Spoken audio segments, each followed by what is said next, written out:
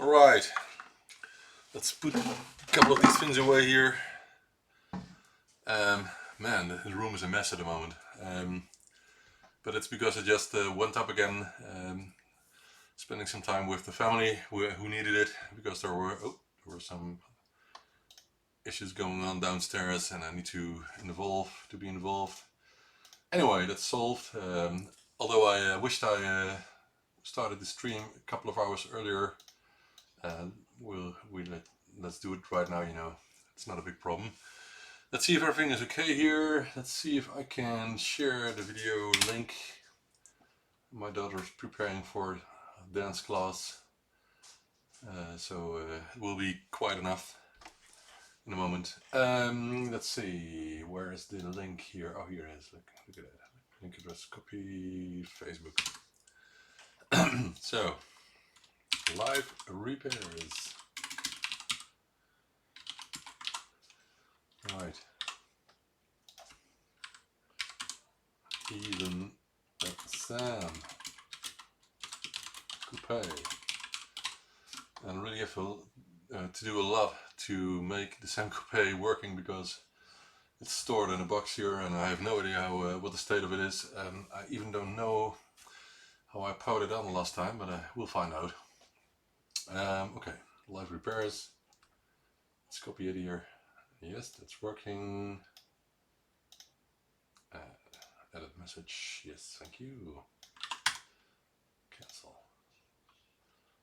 And now let's share it in the Spectrum groups here. I should even share it in the Sam Coupé group, I think, because there is one. Just have to look it up. Hope everything is working. Hope the camera quality is okay. The microphone is working, so that should be no problem at all.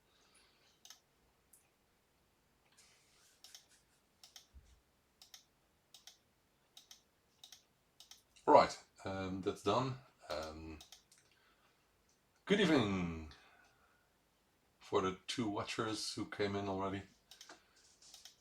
And I think there will be more, although it's around dinner time, so we'll see how busy it will be on the chat. But I just want to get this done, these repairs, and I really like to share these experiences. Although one of the last times I shared some repair experiences, I did a foolish job by spending some hours on finding a defect in a Micro Ace ZX80 clone, which turned out to be just a simple capacitor that wasn't connected at one side, so that was my bad. But please don't remember that. Remember me for the rest of my life. Anyway, that can happen. Most of the time I'm doing better than that. Okay, stream is working. Alright, so I think we're set up completely here.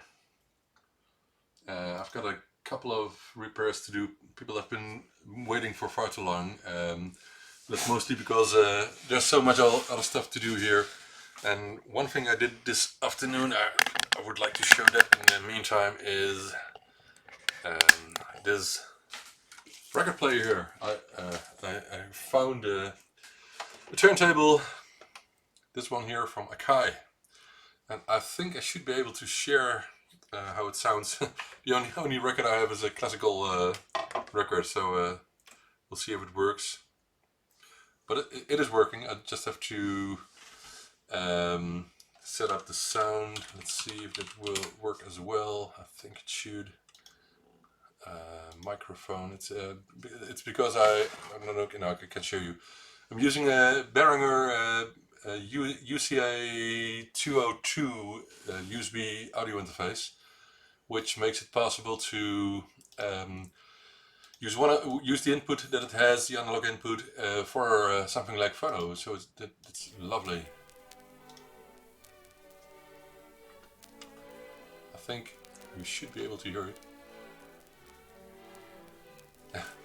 And maybe you can even hear how awful it sounds at the moment, because the belt is, I had to shorten it a bit because it was old and way too long. But you can see it's working. I think it works. I think you can hear it. So, it's just a test, because what I really did is I ordered the new Equinox Infinity album from Jean-Michel Jarre, the deluxe box, and And in the first time, place I didn't want to do, but let me show you that on the screen here. I couldn't. I was so tempted, and I couldn't resist the temptation. So I really had to, I think. Oh, it sounds so awful. Let me put down the sound a bit and zoom in on myself again. Let me show you the album I ordered, because it will be really lovely. And there's even a video. Oh man, it's so terrible. Anyway, this turntable has this feature here, which is awesome, I'd say. So it's a good working turntable. Sorry for the camera movement here. It's just a plastic stand. Anyway, this turntable is working good enough, because it's my first after I think 20 years or something. I didn't grow up myself with a turntable. I had a couple, however, because my dad played a lot of vinyl when I was young, and I collected a couple of not a couple of dozen, I should say, Jean-Michel Jarre vinyl records when I was 15, 18, something like that. I'm not sure again. So I was a collector for some time, but after I had to move a couple of times in my life, I decided to sell them. I have no idea where I left them, but anyway, that was back then. And now I was so tempted by this deluxe edition limited box set, and I want to show you that. Yes, this is an awesome picture. Let me just show you this picture here. It's not the best quality, but so this is what I ordered. The deluxe box set of Equinox Infinity release that will be in 2 days. So what you see here is the box itself, the black box, the Equinox album, which was released in 1978, but this has been pressed again for this deluxe box. Then you see the Equinox Infinity album, and you see the double CD, the 2 CDs here, which are also styled in the vinyl layout. But those are CDs, and a small card with which you can download the albums digitally. So really complete. There are, I think, 4 posters included. And it's not a cheap set, but it's so lovely to just, man, I couldn't resist, because I really like Jean-Michel Jarre's music, and I really wanted to order this album. So it's really off topic, I know, but that's what's in the way here at my left at this moment. Anyway, let's see if it's getting more busy. I think people are having dinner at the moment, and if you're not able to watch at the moment and you're watching it another time, then no problem at all. This is just what I like to do live repairs, because it encourages me to just try to focus, not being distracted by cool things like this record player and the albums I ordered. Oh, by the way, I ordered also 4 of the really classic Jean-Michel Jarre albums, including Oxygen, let me check, Oxygen, Zuluk, and let's see, what else did I order? Magnetic Fields, I think. Magnetic Fields, and Rendezvous, of course, which I really like, because I like playing my own laser harp, which I will have to show again live here on the stream. I have my own laser harp, and there are a couple of videos on my channel already, but it's a really lovely device. And of course I'm playing the tunes that Jean-Michel Jarre plays himself on his laser harp. So it was his idea originally, of course. So indeed, Magnetic Fields, the Chance Magnétique, the French version, but it's the same. Oxygen, Zuluk, and Rendezvous. So those 4, I think, are the best classic albums. Except I forgot that one. Why? How could I forget? I forgot to order the Concerts in China. That's stupid. Maybe the guy who sold me the other 4 also has the Concerts in China. Let me check. Check Concerts China. I hope. Oh yeah, he has plenty of them. If you ask me. What's the cheapest?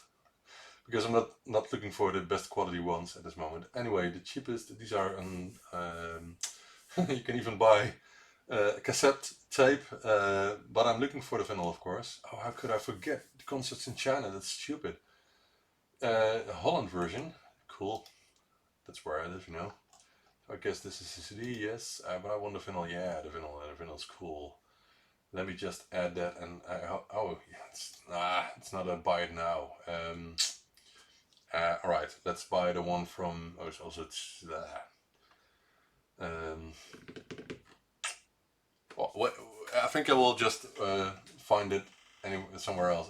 I can buy them, but I'm not sure if you also already packed those albums I ordered this morning. I'm not sure. So I think I just have to continue looking. I will do that later. Not a big problem. But concerts in China is I think the best live record you can have on vinyl from Jean-Michel Jarre, because there are a couple of other ones like a concert set in Docklands in the UK called Jarre Live, I think, and some other ones in Houston. And anyway, but I like the concerts in China very much because it really gives a good feeling of China from the 80s.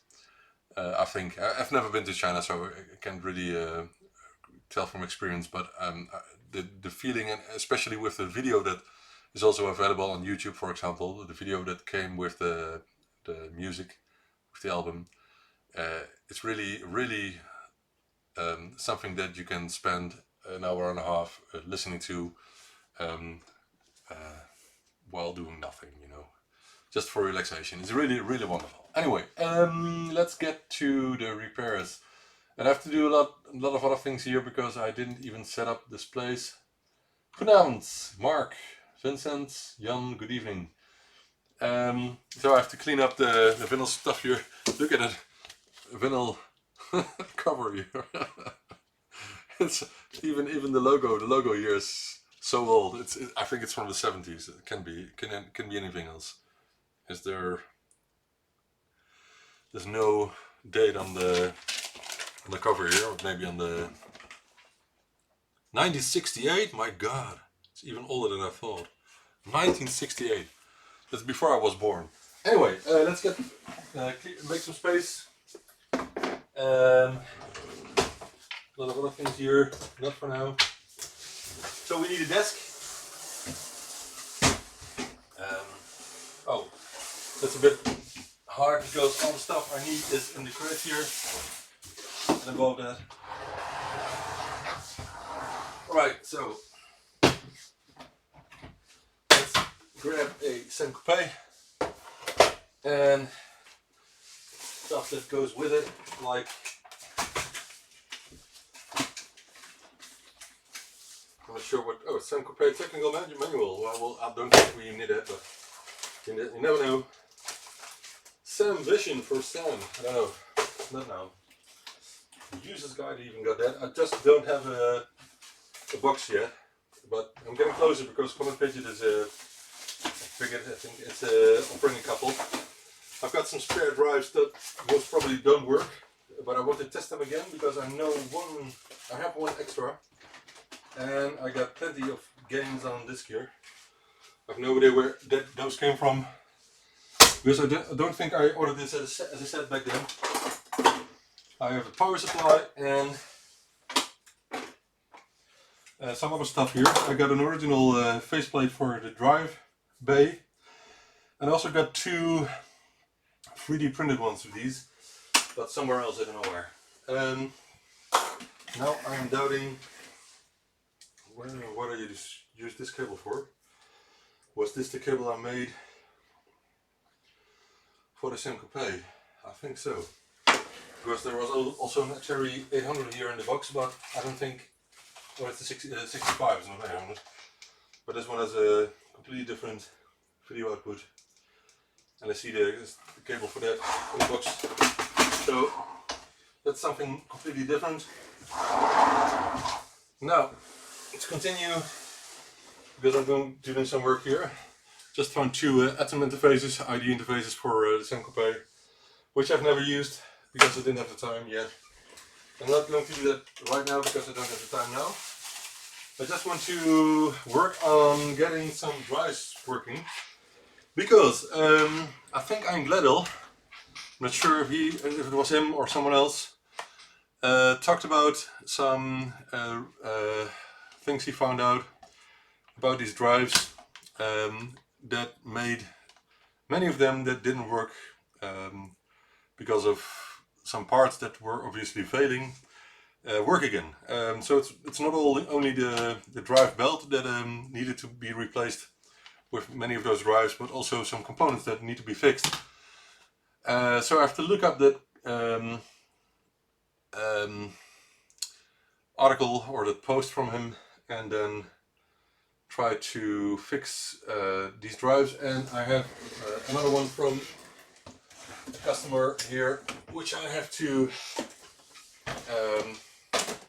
check out as well. So this is not my stuff, but I have here his Sam Coupé drive and I need to check it out as well.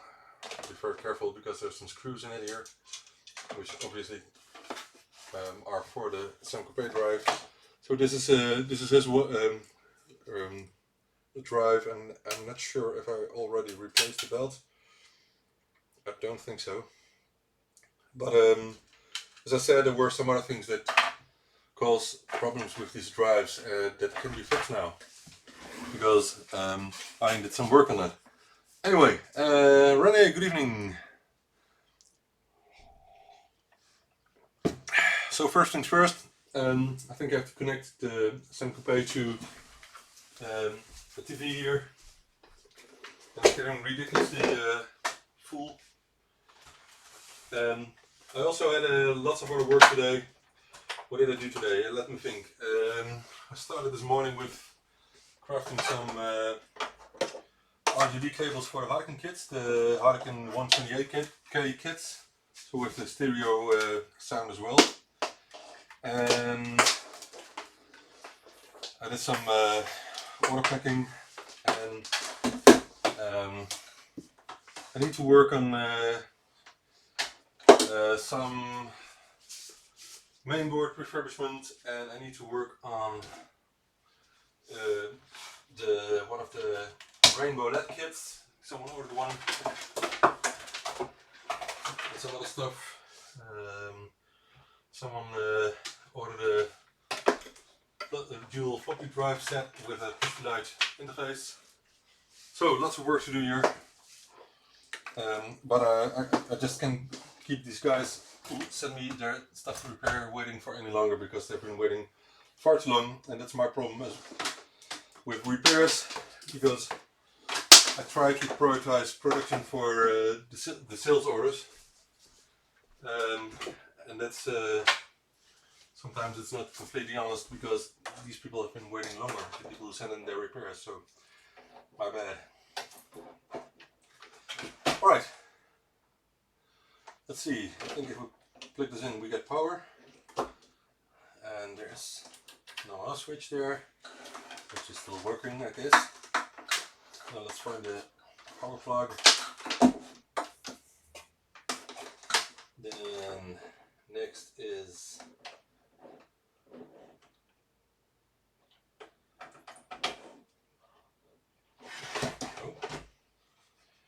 it's not good. Drive is getting out by itself. I thought it was plugged in.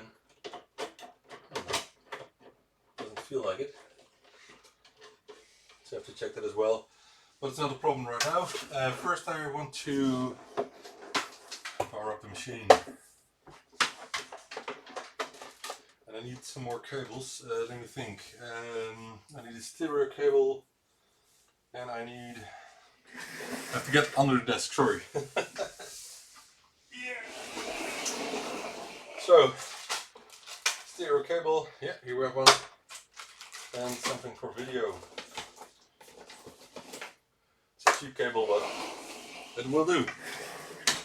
Alright. Well, Rene, you probably already know, but don't use a standard SCART cable on your Sam Coupé, because it will blow up your TV, because there's 12 volts in the composite video pin. Miles Gordon Technology decided to do that, and I think it's ridiculous. But anyway, it's not the only machine that has that sort of problems with different pinouts on standardized plugs. So be careful with that.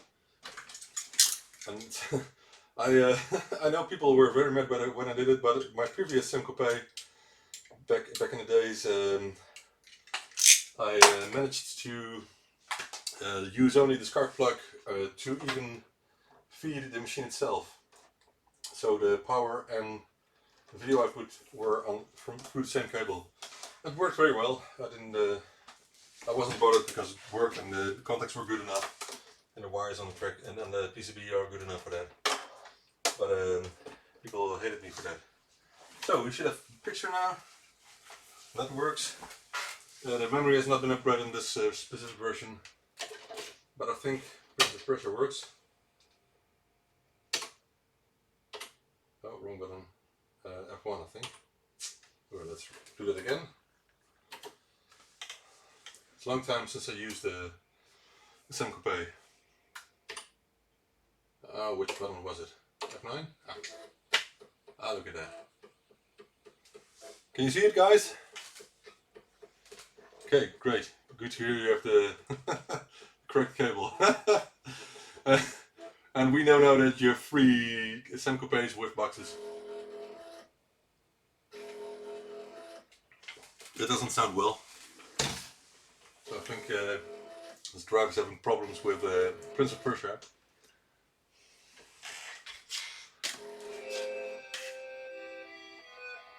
It works.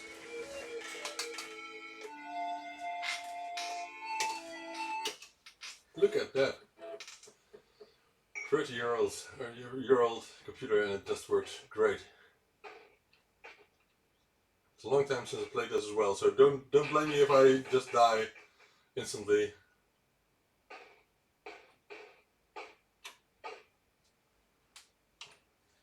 Oh, it's such a great game. I don't know how to jump. Do you jump just... Oh, no! Sorry! Press any key to restart. Okay, I will do that.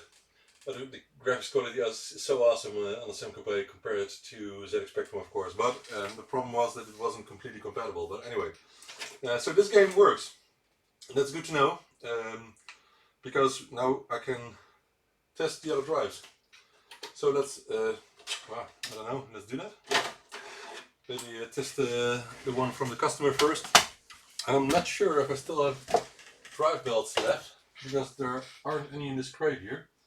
But I have a box of, where is it, parts like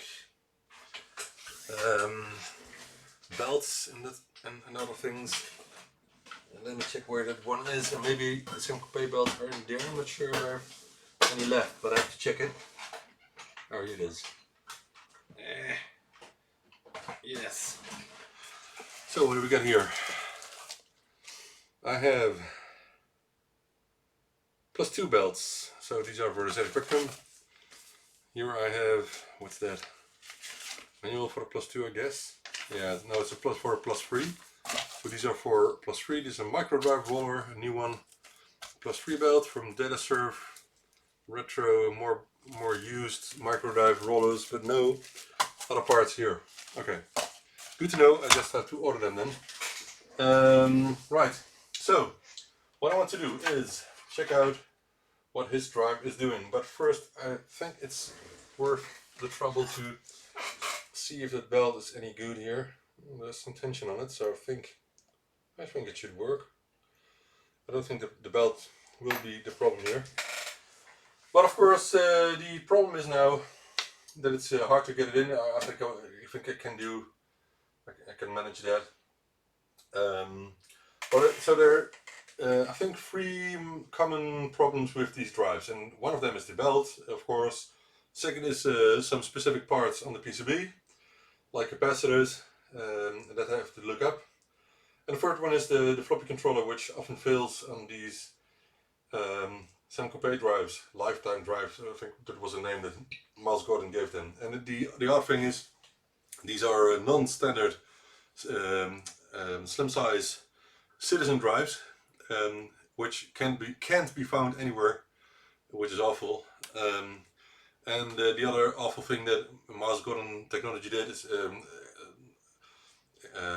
there's even a non-standard floppy connector on here. But anyway, they decided to put the floppy interface on the drive itself. So there's no floppy controller in the Sam Coupé itself, but it's only on this PCB here. So that's those things. Really, this 3 belts even fit. Okay, I didn't know that. But what they did, I think it's just ridiculous, and it will give plenty of problems. Well, let's see what this one does.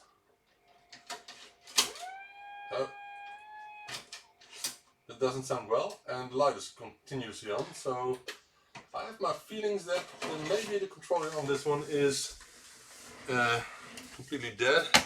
So let's just first start with swapping the controller, and I have plenty of those chips now. Some boxes that need to be shipped here. Stuff I finished today. Anyway, controllers here. I think I have the exact ones. No, I don't. Only have Western Digital controllers at the moment. Who is bugging me on Facebook? Let's see that. Oh, that's about the vinyl stuff here.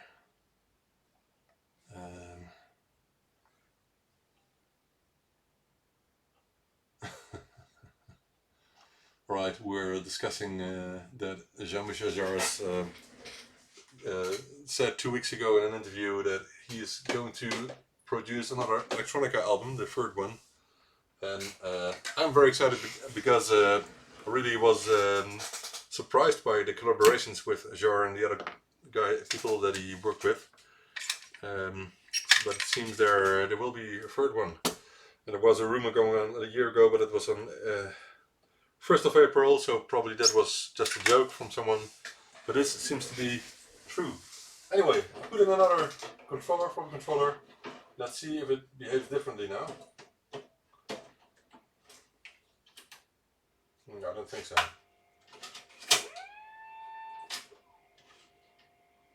Oh, I can hear, I think the bell is the issue, but we will see. Missing disc. That's no good, and I don't like the sound at all. But I think that, what I'm hearing is the motor spinning. But why it says missing disc, it's very unclear to me. So I'm not sure what could be the issue here. Could it be one of the other chips? Ooh, whoa, I see some soldering joint problems there. So that could be an issue, so I think I have to resolder the joints, and if it is one of these chips that is failing, I could socket the chips and replace them as well. It's not going to be some work, of course, but I guess it's worth the trouble. Let's compare it to another one here. Anyway, it's always great when that happens when people are watching. Not really. Why is there a modification on that board? I don't know. Strange. How is it on my drive here?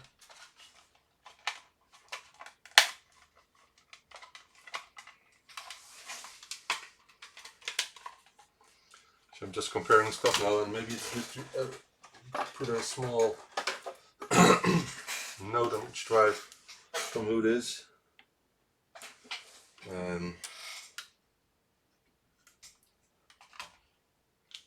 So I won't mess it up while working on them.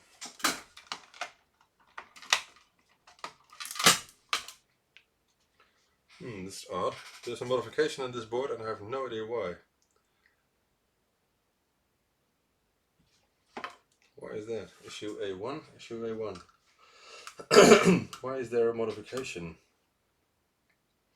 The track has been cut. I don't know why. Is the drive different maybe? It's a different drive, so maybe it's a specific drive model. No, that's the same drive model, so I don't know. Oh, but this one is different. Okay, so this is a newer revision of the drive. So maybe it has to do something with the drive revision. My two drives have working. Let's put on a date here: 14 November 18. Right. Right. So maybe that's just how it's supposed to be. But I really doubt about those contacts there.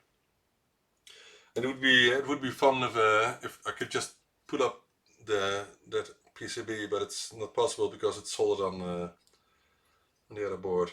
Anyway, it gives an error, and I have the feeling that either the belt is indeed not working. It's a bit loose, but it has some tension, so I would think that would be enough, but I don't have any comparison because the other drives are closed. I don't know. How can we find out? Because it's completely built in the metal, and it will be very hard to... Oh no, I don't think it will be very hard, because I think I can just get out the motor here. I hope I'm not doing anything wrong now. I'm so curious if... that's better. Okay, these are only 2 screws here.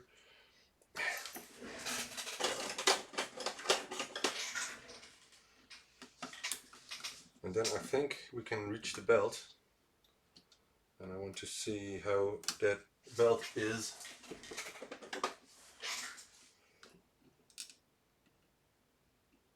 Right, so we carefully get out the cable of the motor, and now we should be able to lift it. Why is it not lifting? Okay, it's lifting now. And I do have my doubts about the belt. I don't think it's good enough. It's really loose. I think this belt needs to be replaced. Now the question is, can I do that without getting more of the stuff out? And I think it's not too difficult, but I want to know before I do it. I don't want to look at a video right now, I just want to get it out. So let's just do that and compare it to another belt from which someone just said it's compatible with a +3 drive belt, so that would be great.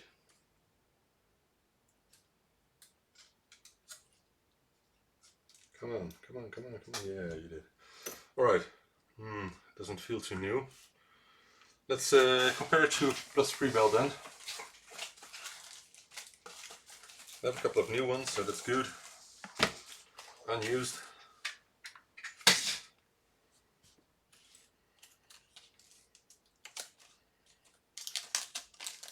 So I can understand that, I can imagine that the sound that I was hearing might be the motor spinning at full speed. Okay, the replacement belt is a bit smaller, but not by much. So I wonder if that could be the issue. I really don't think so. But it can't do any harm to test, you know.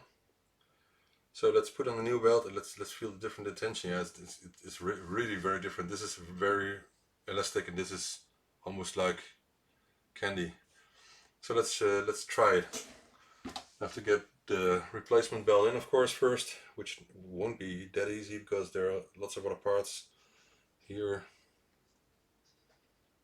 I don't like doing that, but we have to, especially when we're doing this live, of course. That won't be easy. How can I reach it? I think I need my plier. Jesus.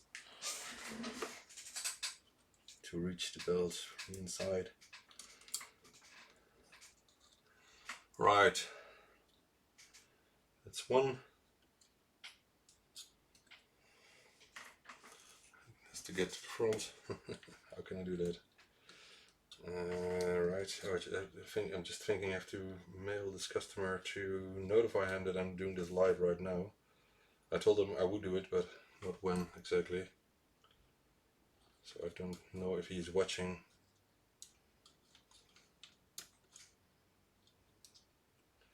Right, it's almost where it should be.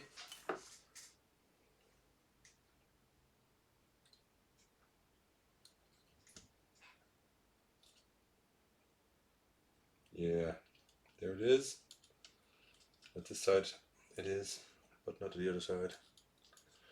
Alright, you can see I've not done this many times, and I don't think I will be, because there aren't many Sam Coupés around in this world, you know.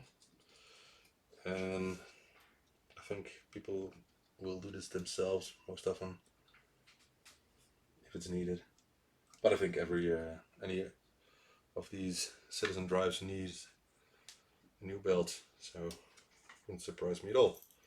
Now, how can I get this back without any problem? Maybe this way? No. Don't think there is an easy way of doing this. It's still, yeah, it's okay. Don't come off, man. Stay there. And if I first do it this way, oh, maybe that's a good idea. Okay, let's check it out if this works.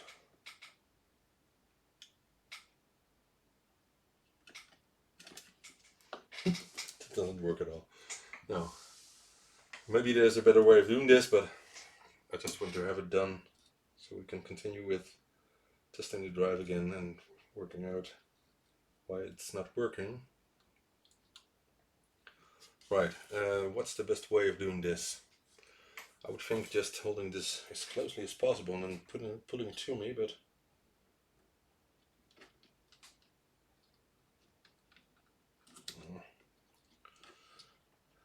maybe from the other side, is that an idea? Can I just pull it by grabbing it with the motor itself? I don't think so. Well, let's try it this way then.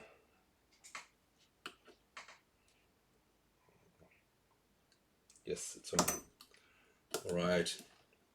I think it's in place. Oh, it's on top here. I think that's easy. Yeah, okay, fine. Let's rotate it a bit, see if it's any good. I think it is. So, hey Chen, good evening.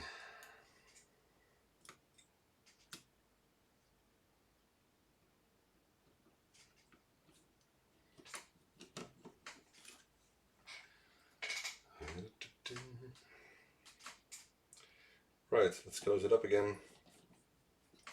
So the belt is in. I hope everything is mounted correctly. I think it is. It seems so.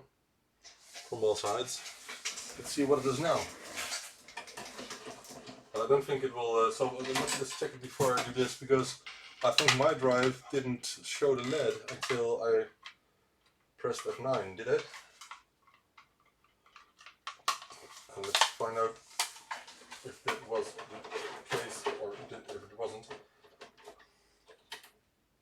So this one doesn't show any lights before it's doing anything. So that's not the issue here. And most probably it's a defective piece part, and we have to get out the soldering iron in here.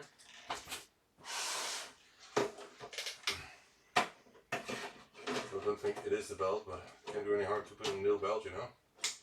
But this one is continuously showing the drive LED, which isn't good in any way. So let's first do a simple thing and resolder the contacts here. Soldering contacts, and we'll see. Hey Peter, good evening.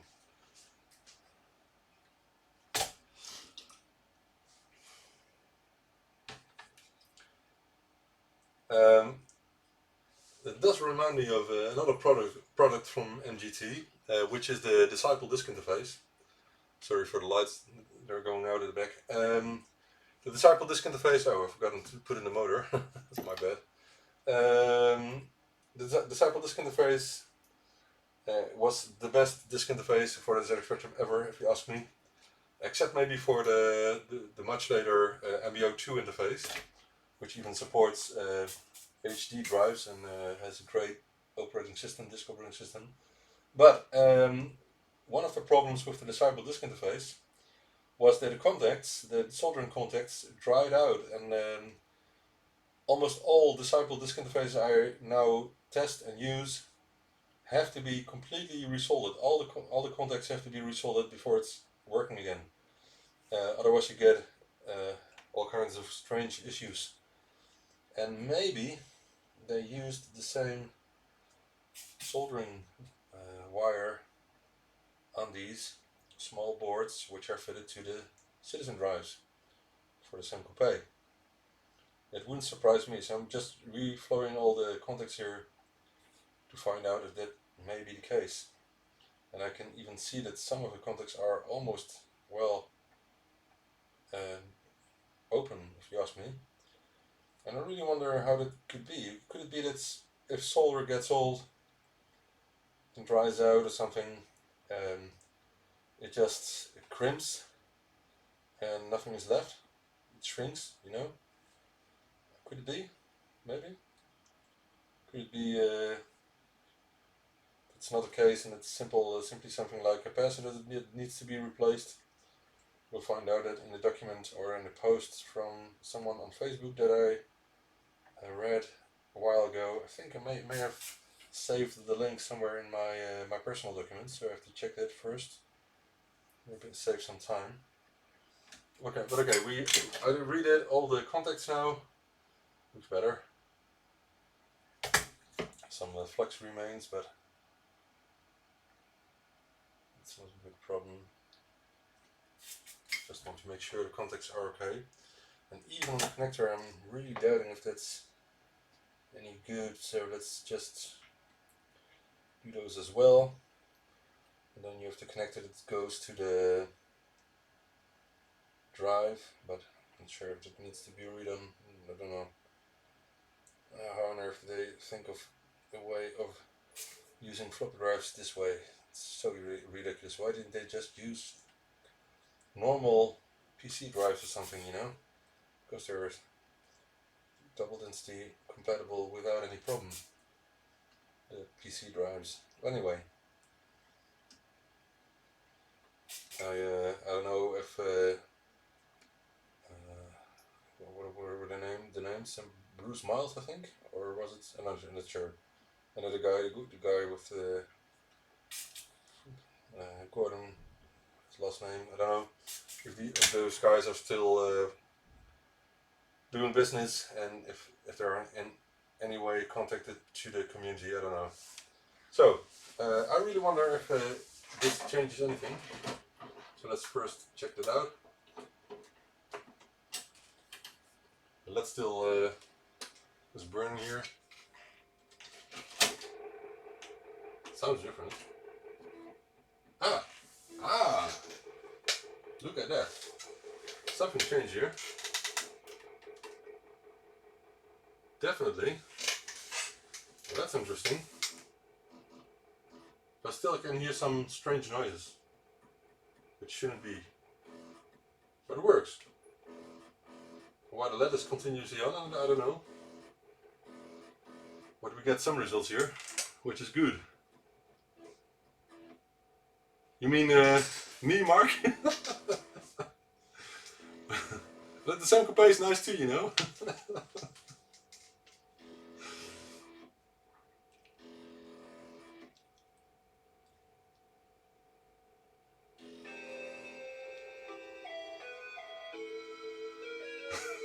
No seek errors. It works. But I will test some on the disk here. Oh, this is seek error. I've seen it before. But anyway, the drive is now not flashing anymore, which is good. I don't know. I really don't know the buttons, and this is reset. But it's working better, so I think we're in a good way, a good direction. I mean, let's clean the heads in a second first, because you never know.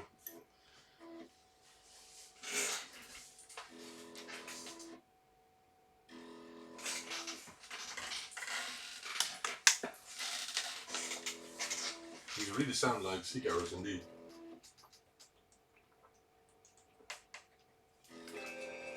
But it could be the disk itself, because I think the disk does the same seeking with the other drive. So anyway, no, it works, you know. So I think we almost fixed this floppy drive. How strange it may sound, because we only did, what was the jump button? I forgot. Is it symbol? No, which button is it? Control then maybe? I think you can jump, can't you? Oh, it's just, okay, it's just using the cursor, okay. So you only have to use the cursor keys then, okay. I'm going to try this again if you don't mind. I want to jump over there. Woo! I did! I managed!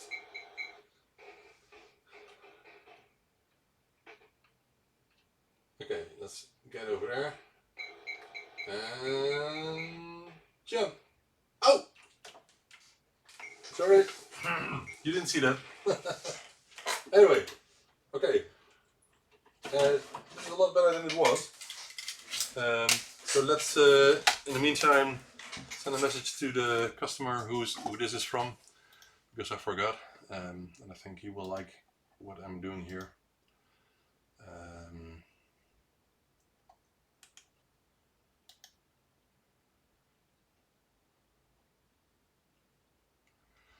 All right.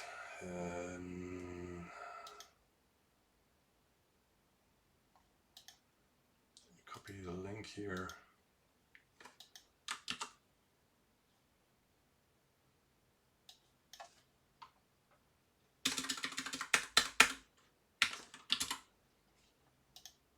Right. Where did I leave that email? I think it's somewhere here. Yeah.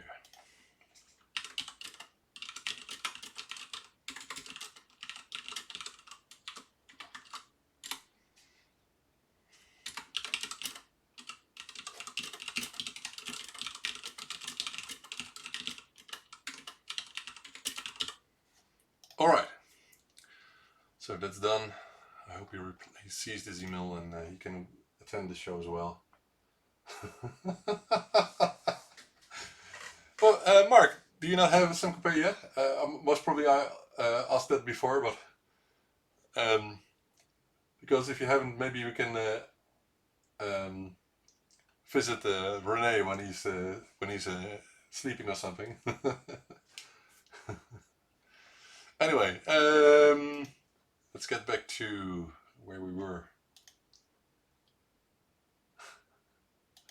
Right, I want to clean the heads because there could be some causes of troubles. Of course, not too much alcohol here. Of course, IPA, the pure alcohol. This one is 99%, so it should solve many problems like alcohol does with people, and also creates many more.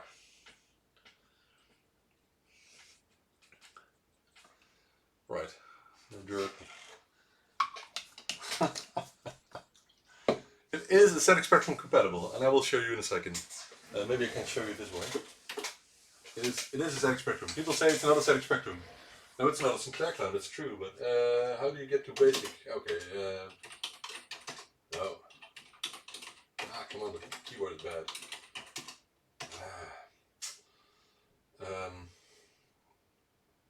How do you get to Sinclair mode? Man, I forgot.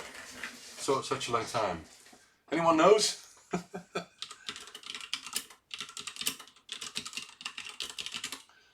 Let me check. I have the manual in front of me now. Right, setting up what's what software, SAM Basic, Everyday Basic, Advanced SAM Basic, expanding the system. But I'm looking for compatibility with the ZX Spectrum. There was a mode, and I think it even got the ROM, doesn't it? Software, ROM and RAM, run and save. I don't know. Palette, I see many commands here, but no command to get to ZX Spectrum Basic. Which combination was it? Let's just search in this document here. It is a PDF, but it doesn't show anything about ZX Spectrum.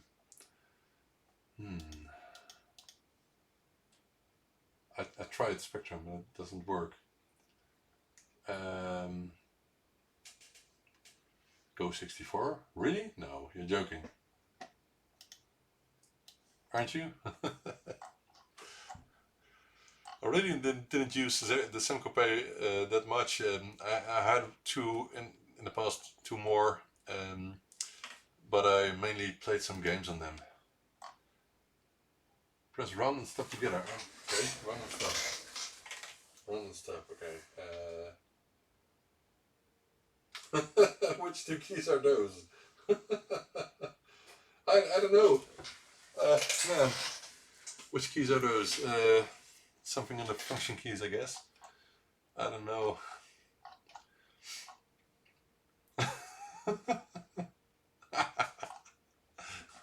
Go 64, yeah, really.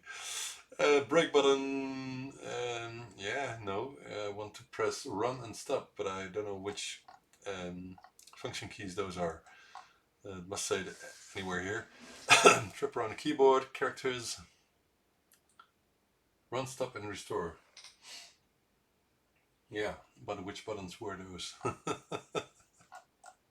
will find out in a second. Just if you have the patience and run, stop, and restore. Okay, we'll find out in a second. Just wait.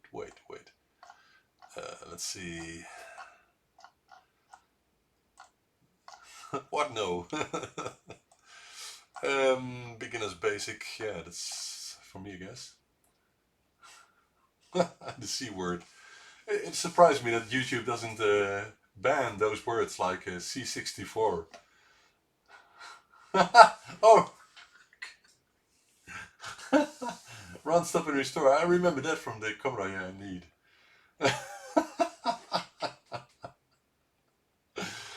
Oh man, I should have known. Man, it has been 30 years since I last touched the Commodore 64 with those key combinations. Man, stop fooling me, guys. But I'm having fun. It's not a big problem. But I thought there was a ZX Basic inside the Sam Coupé, but I don't know how to get to it. I want to find out.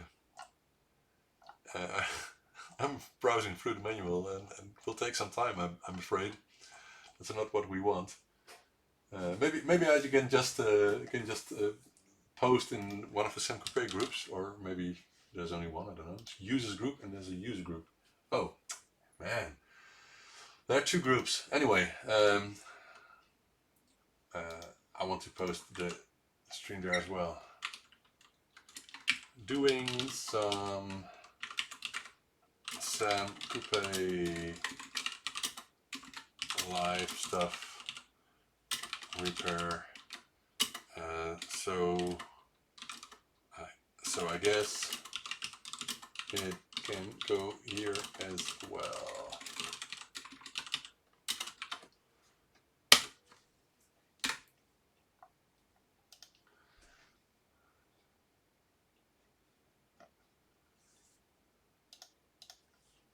Right.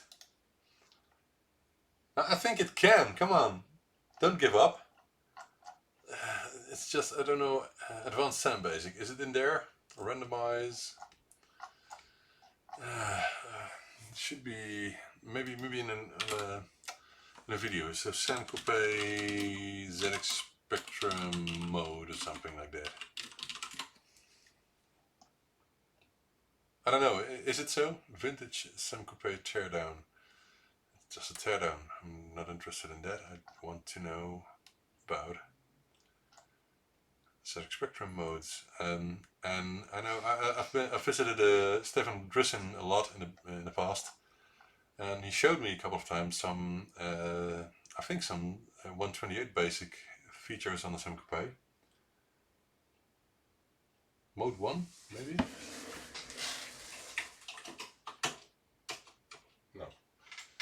No, I don't think it's USR. No, that only works with 128 basic. But I'm doubting now.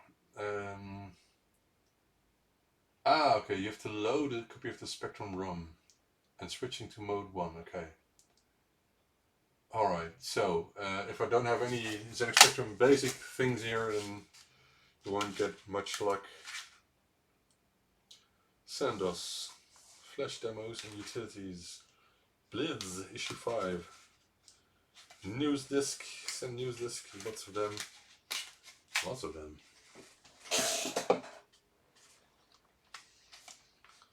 Formats, demo disc, formats, demo disc, formats, demo disc, I don't know format, but no problem.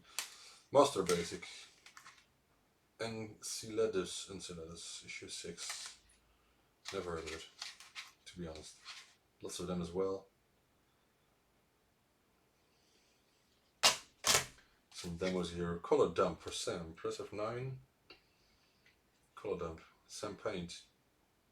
From Fred Publishing. Okay, let's plug in this drive again with a demo disc. Let's see if that works. I just cleaned the heads, so maybe it will work even better as it did. Even the okay. Now the light is going off after a couple of seconds, so that's great. Sounds really good. Right. That loaded without any problem, so.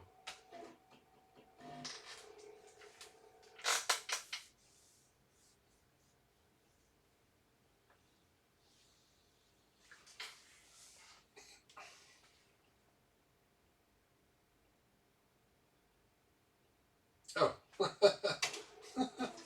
I thought it was loading demo, but it says it's not included in this, not on this disk. Okay, let's press E then. That was ridiculous. The composite video quality is already very good in this machine here. Alright, so we have balls. Very nice. Moving balls. Okay, that's it. Ready?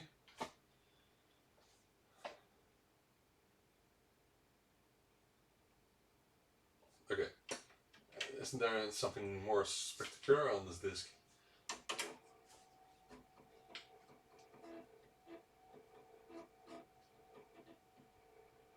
Right, whatever it was, we have G. Well, a demo. It should be a demo.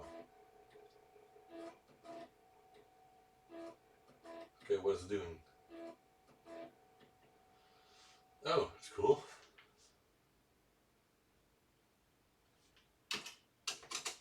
But it's not much. But it seems this drive is working very well now. Let's test the pressure again.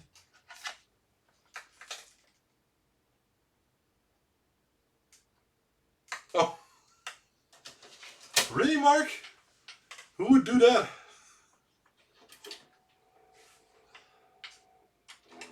I'm still forgetting that you shouldn't have a disk in this drives when you power on the system.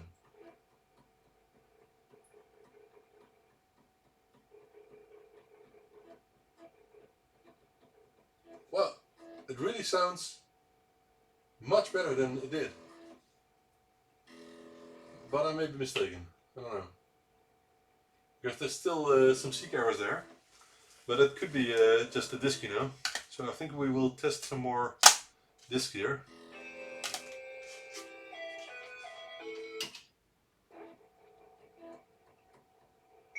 Okay, that works. We know that. I did it again. I powered it up again. So first, power it on.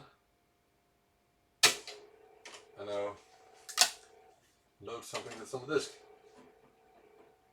Now the drive is working perfectly. To disk menu. This is an old one. What's this? Is there a demo in here? Games, I think. Metrics, screens, bubble. Oh, well, let's look at some screens. I know. Oh man, I forgot his name. Sorry. Robert van der Weken did lots of screens for the Sam Coupé back then. This is a very nice demo, I think, for a background.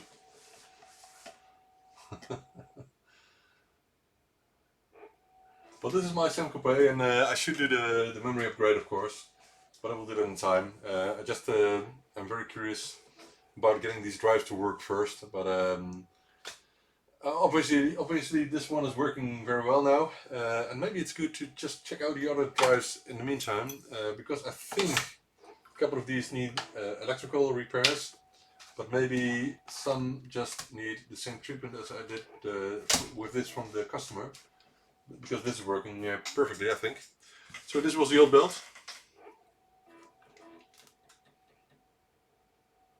It's not getting back in shape completely, so you can see it's an old build. Just throw this one away. As a reminder that what I did to drive for him.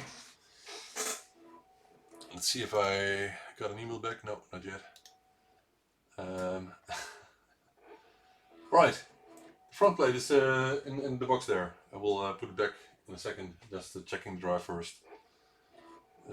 Also needs the top closure. So anyway, this is working perfectly. Look at that, all the colors. I really love that. So I'm very happy with this repair. Well, it's not really repair, it's more refurbishment so far. And I think, hey, is that Ripley? It looks like Ripley. I'm not sure. Cannot see correctly here. And I think I need to dim the colors or the brightness a bit, because it's not shown on camera very well. So let's do that first.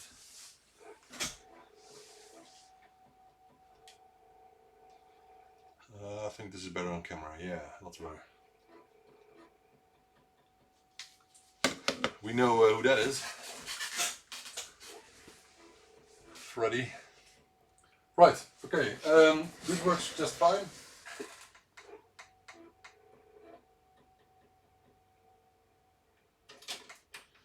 Although I still think the sound I'm hearing wasn't noticeable on one of my drives. So I'm not sure where that comes from. You can test it out again, of course. Let's do it for this first then.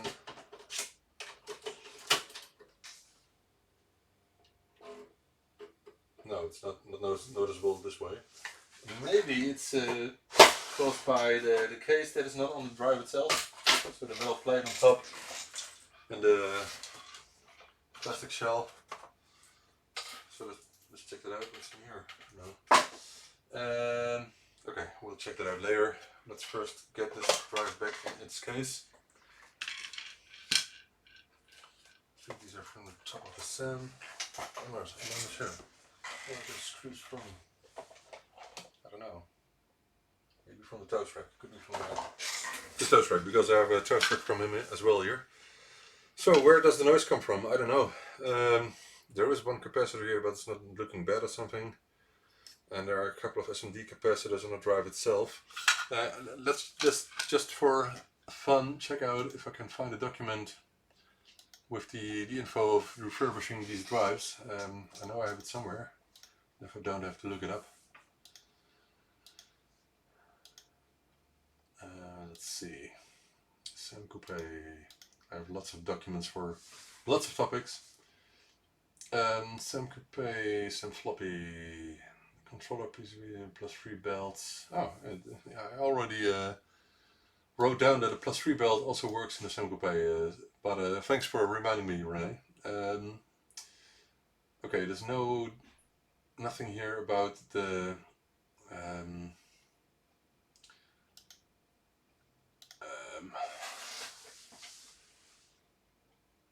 Sam Coupé drives, so I'm afraid I have to look it up. That can be a bit hard because it was an old post, but I think I will just try it. So I'm going into the ZX Spectrum topics because I remember it. I think it was, I'm not sure, in the one of the ZX Spectrum groups, but I'm not sure. Let's browse through it here. Anyone remember Sam Coupé? It was from 2015.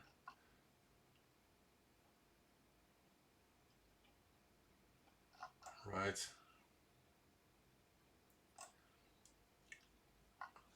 A very old post.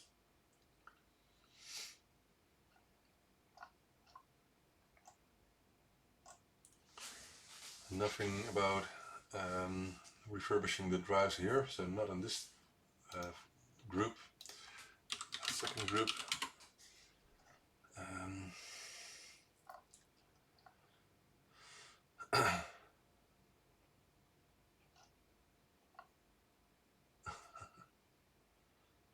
That's cool. I see an old article from 2016 here with a render of a Sam Coupé clone. That looks ridiculous. Anyway,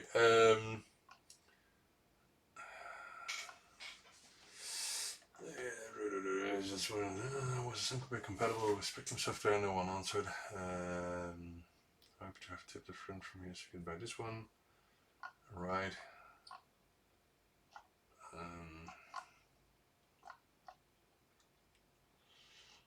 This is from 2017, 15.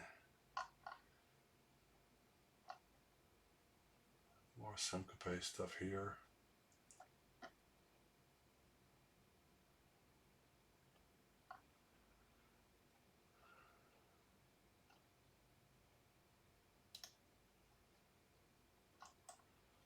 Right, nothing here at the moment. I can't find the topic about those refurbishment. I think it was in the ZX Spectrum group, but maybe it wasn't. And I have to check the Sam Coupé group then.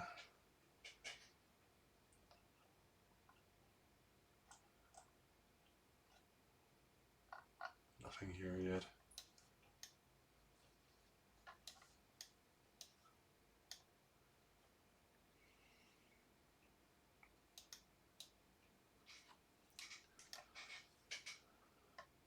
Oh, first.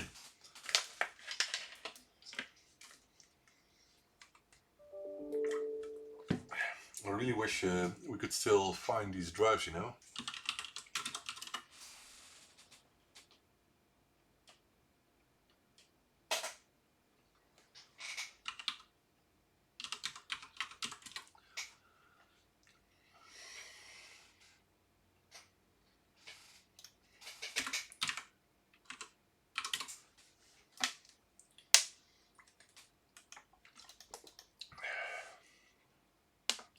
eBay Hong Kong.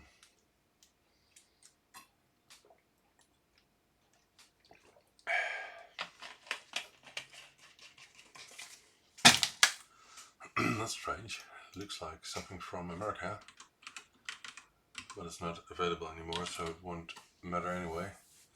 What? Oh, it's a complete PC, I think. Not sure. Anyway, get away. I was curious if I can find these drives anywhere, because maybe because I now have another type here. Maybe the type is available and not known very well, I don't know. There's some website showing some citizen drives here for over $30 each, which is a lot of money for a floppy drive, but still, if it would be a compatible one, then you want to enhance your Sam Coupé, then it's not the most expensive thing. Okay, nothing about that model. Maybe the more known, more used model here, DC 09. Right, nothing here. Why can't I find the exact type? 09A Citizen UO. Okay, I think it's correctly written, but it's not found anywhere. That's strange. UODC. Is it an O or is it a 0? I don't know. Let's try now. Alright. Okay. So I think it's a series with similar versions, but who knows how many were made of these? I don't know. A couple of thousand maybe. I don't know. So that's not the most interesting thing to look at this moment.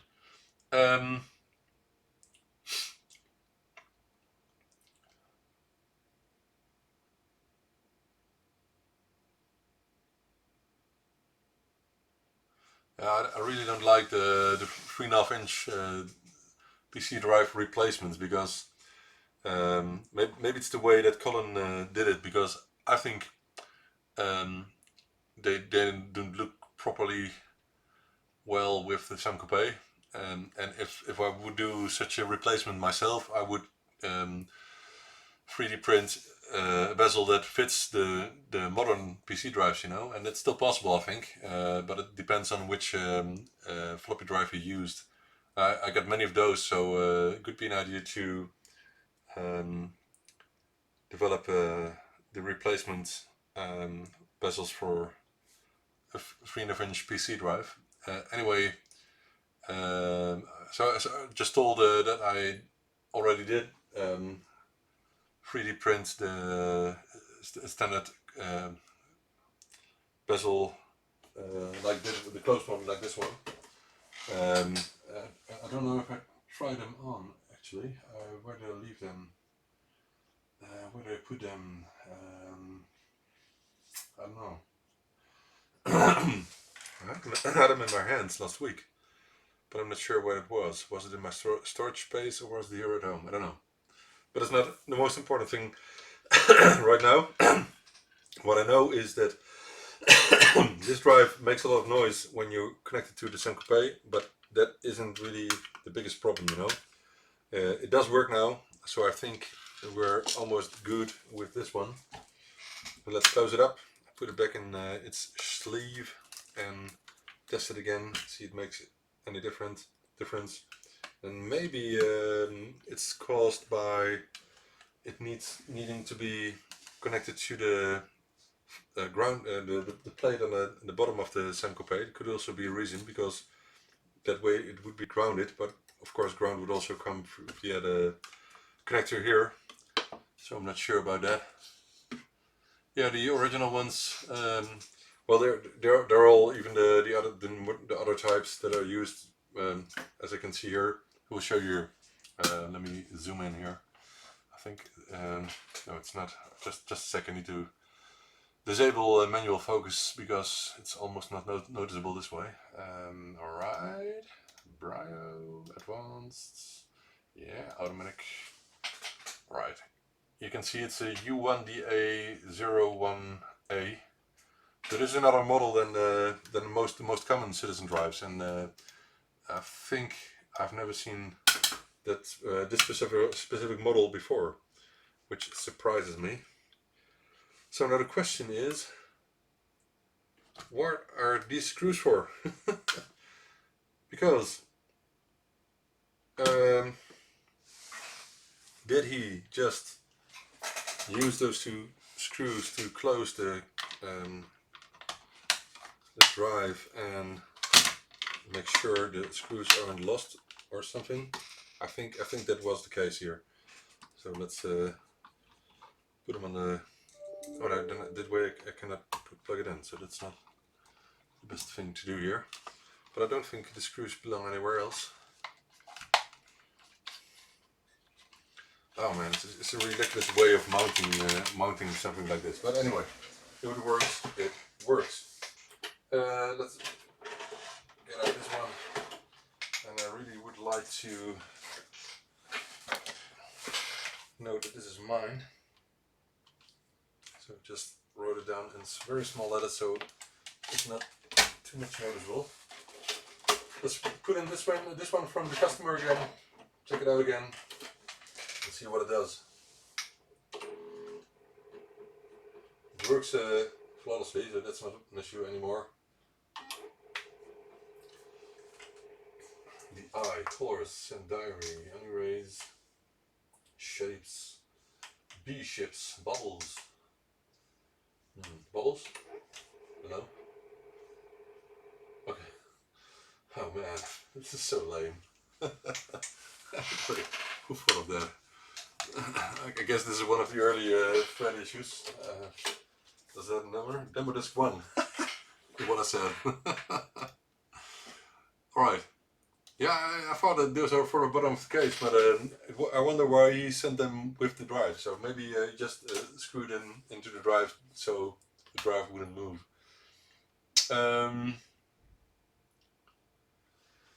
But I'm not going to mount it now. There's still some noise, but is it as much as it was before, or is it less now?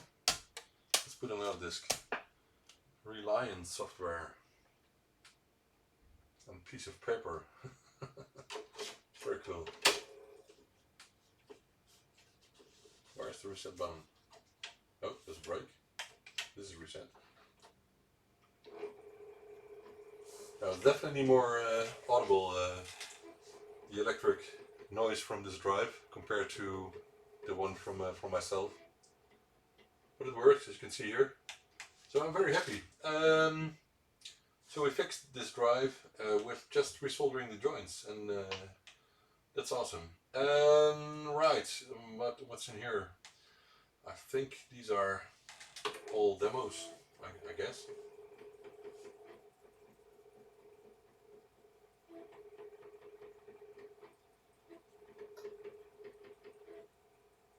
Wow. What's this? Complete guide to Sam Coupé, Sam Basic Part 2. Oh man, I'm not interested in this at all. Okay, let's just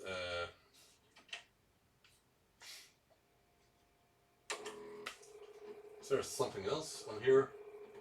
Maybe? Otherwise we'll get something else, format this demo disc. Oh, it's the same one, number 1.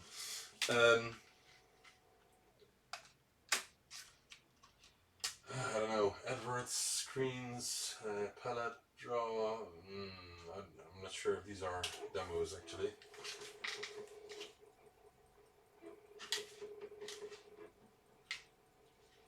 And look at this again. Wow. Apples.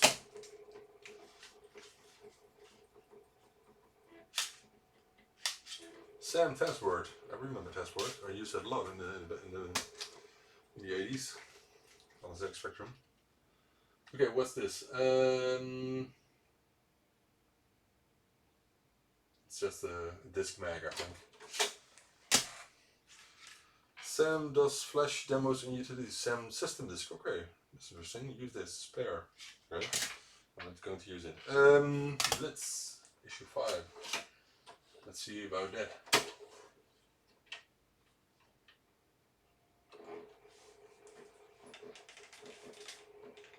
Loading error. We don't like that. We'll test this one with the other drive in a second. News discs and juggler. The Sam news disc. More Sam news disc. Is there anything interesting on here? Let's get one of the later ones maybe.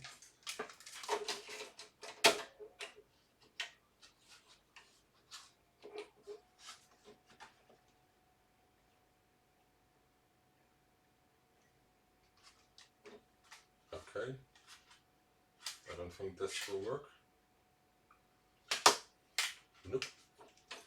But most probably these are just bad discs. It's my best guess. Do we have any demos here?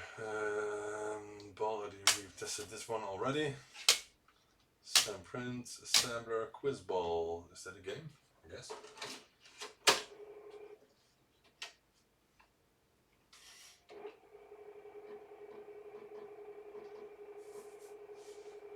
Loading error. Man, all loading it at the moment. Let's get a disc that worked previously.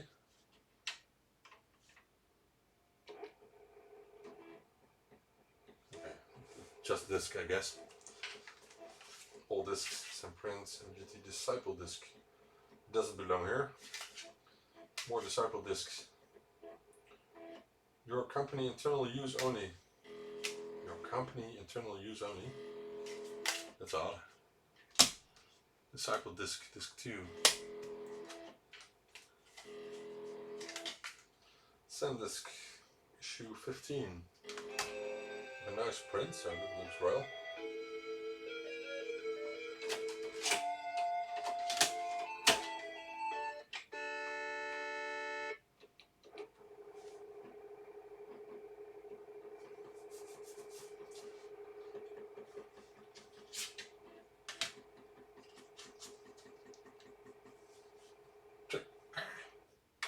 I hate that.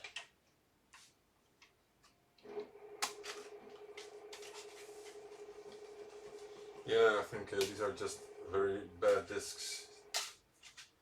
So, but I will test them in another drive in a second, so I want to know if it's really the discs that are that bad or if it's something else. It's not very reliable, of course, these old 3.5-inch discs. It depends on the brand. And these are all okay. There's nothing good here. Doubling memory. Oh wow, wow, whoa! We have 1 megabyte now. Okay, nice joke. We now return to reality. Yeah, really.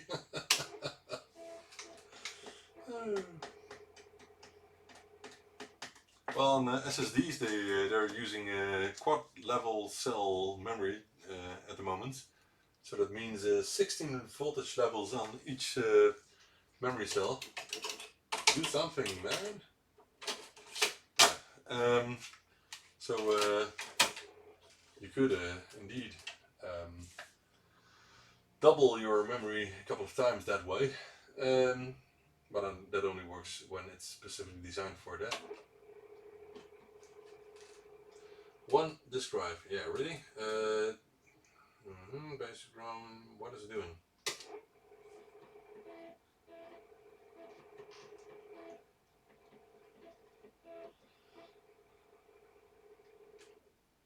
Wow. Nice.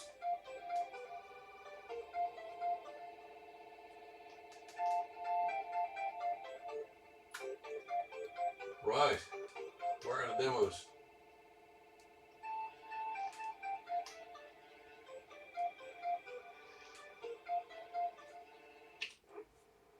Let's load some screens.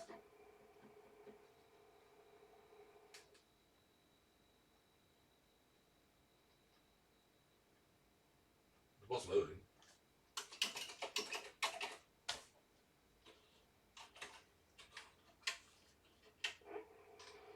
Let's try it again.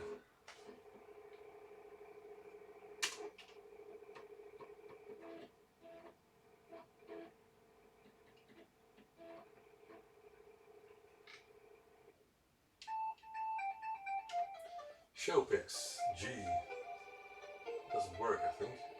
Techno Blitz previews. Let's try it again.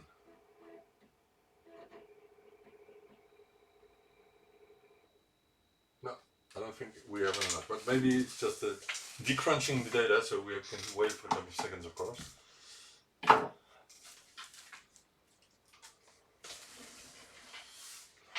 think we'll test those discs in a second again. Good idea, Renee. That would be great. I don't know, does anyone know what event had the most Sam Coupés at the same place at once in the past? Maybe it would be good to say in the past 5 years or something, or maybe 10 years. Because I don't know if there have ever been dedicated Sam Coupé events in the past. I don't know. Let's see. No, the guy hasn't replied yet, so that's a pity. That isn't working, so I have one more ID because there was a second page here, so let's check it out. Maybe it's because of the memory. I'm thinking maybe you need a 512K or something. I think that was a bit of the default memory size back then. There was a second page, wasn't there? No. This disk is not working at all. We have more disks here, so let's check it out.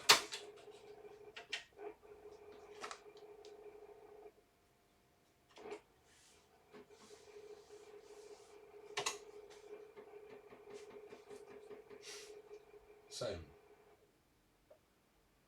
Sector 3, track 6. Just remember that maybe it's the same spot all the time. Blitz issue 1.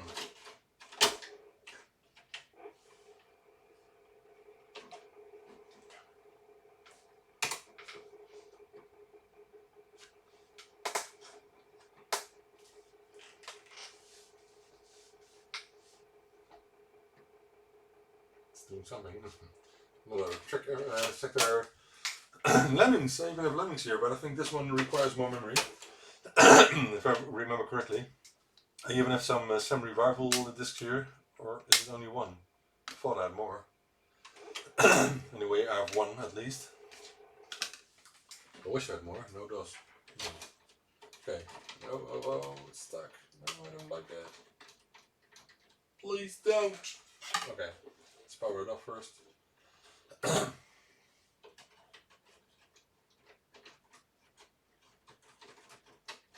stuck on the bottom or up on top. Yeah, it's getting out. That's not really wanting that at all. One last disc for now, and then check out the other drive again.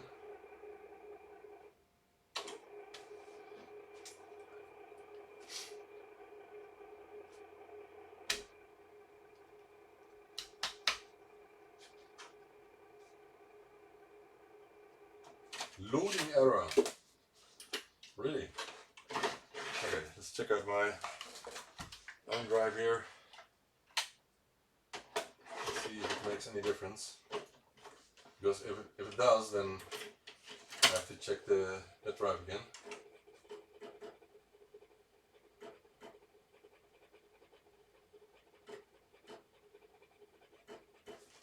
It's not any good, I think. It's the same error.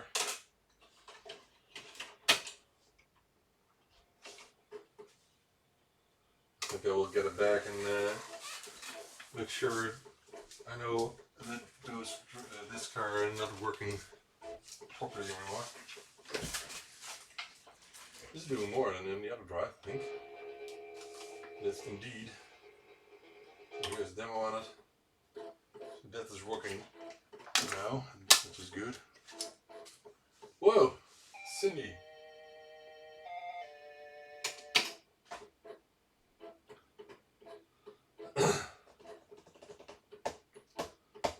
I hope the company will not be YouTube unfriendly now.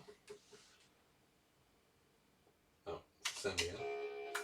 That was all. Donuts. Donuts. I like donuts. Who doesn't? So this disc is working on this drive. So now I wonder if you can test it with the other drive again. Oh, wrong button.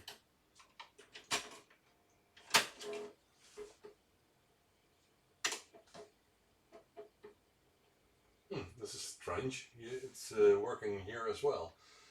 SamDoc, 1-bit stereo, SamDoc on port 2. Oh, 7-bit stereo, okay. If you wonder who made the SamDoc, that was me, because I did some hardware development production for Sam Coupé in the early 90s.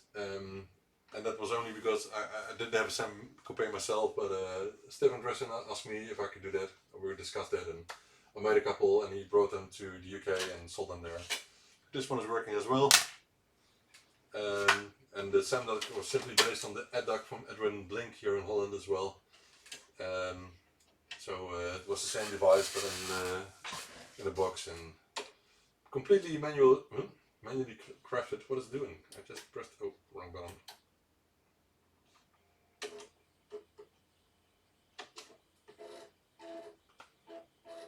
It's odd. So it loads a little bit better on my drive here.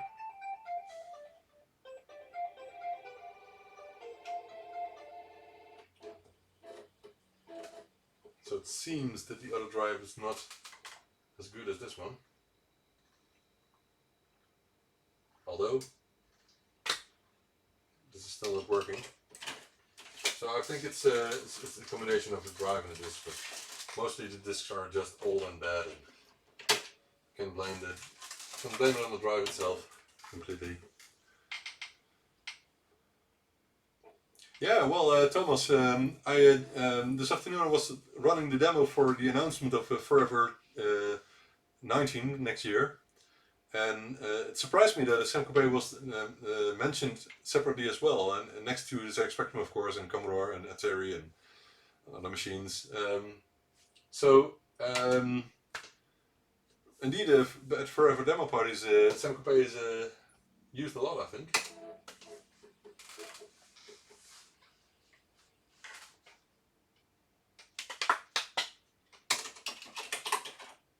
Nope. It breaks, but it doesn't do anything that it should, I guess.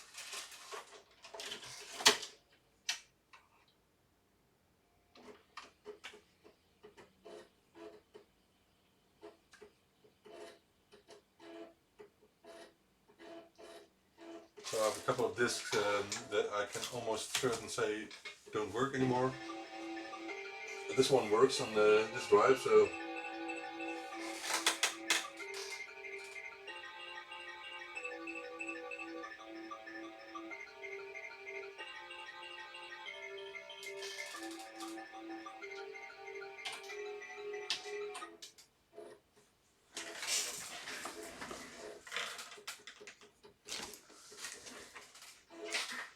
maybe I should check some more Sam Coupé demos.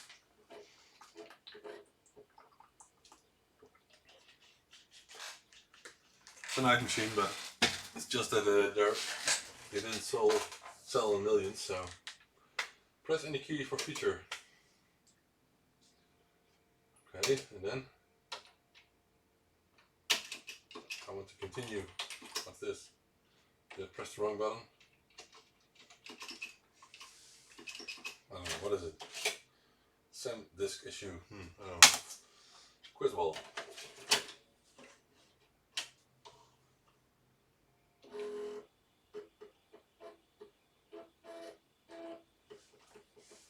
Okay. It seems to load.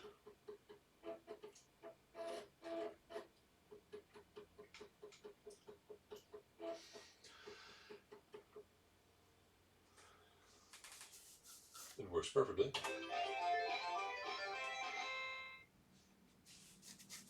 Hey! It's Sam.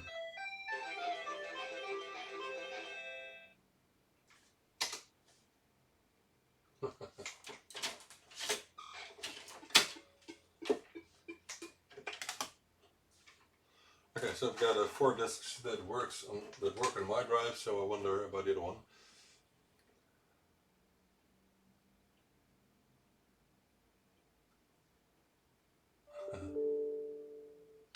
Right, oh, there's a loading error again, so let's get it on. I want to test the other drive for once, one more time, and see if it is better now, which I don't think.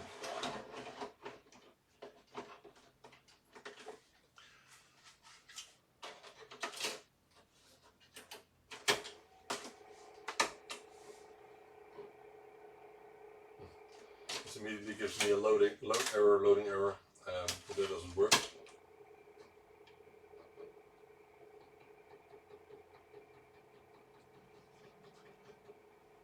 It's no good. So I think my drive is a bit better, because this one is really trying to load this disk.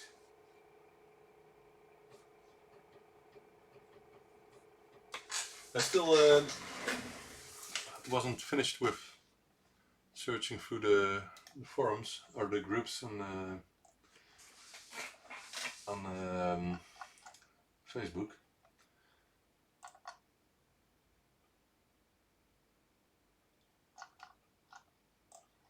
Okay, that doesn't work as well, but where was that topic?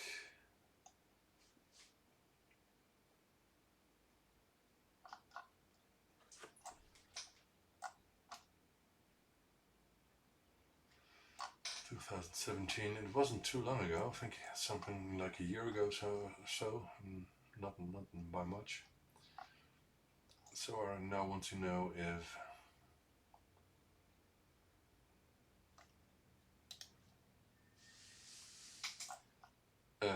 where the topic was. I don't know. I want to know.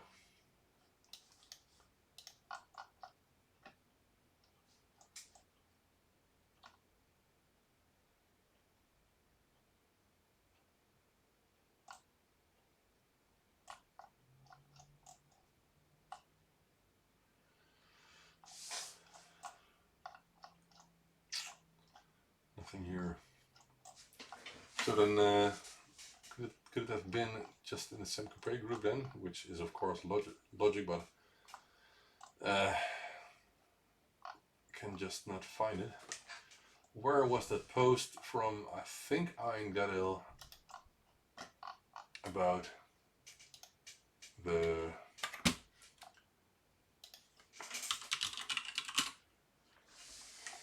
refurbishment of those drives.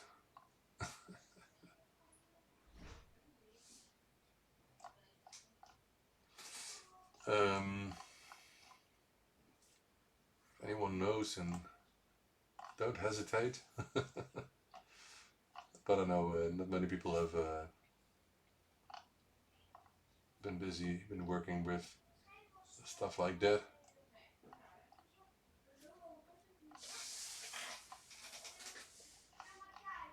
Let's see, my daughter's arriving from dancing.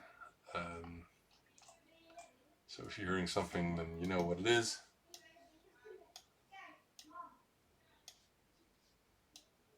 And she's a bit loud. I think she looks like me.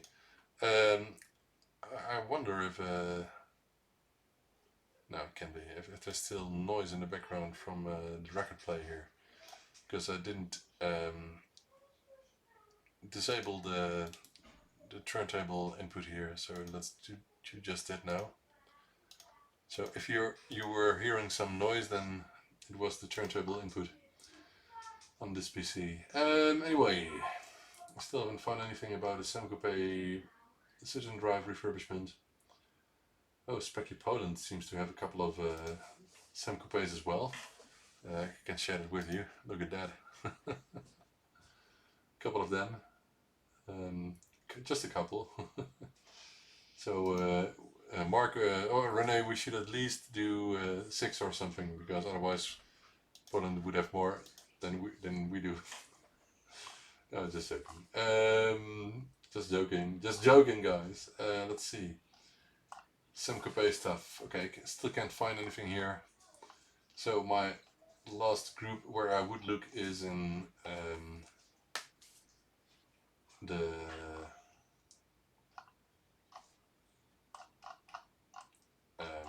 Sam Coupé group itself.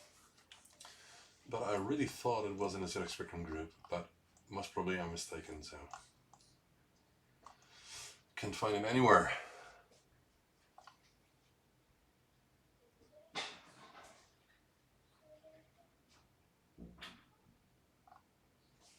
Who posted about Thomas? Do you mean the guy who posted about the refurbishment of the drives? Because I thought it was Ian, but maybe it wasn't. I don't know. Man, this takes time. I should have looked it up before starting the stream, you know. But then we would have started only later, and that's not what I wanted. Right, nothing here. So last group would be the Sam Coupé group. Let's check it out. Sam Coupé use group. How many members do they have? Almost 400. Okay. Oh, okay. Keyboard connectors. Keyboard connectors.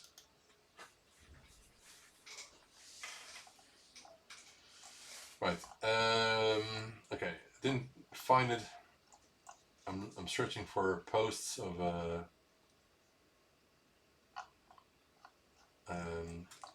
with Sam Coupé in it. Nothing here.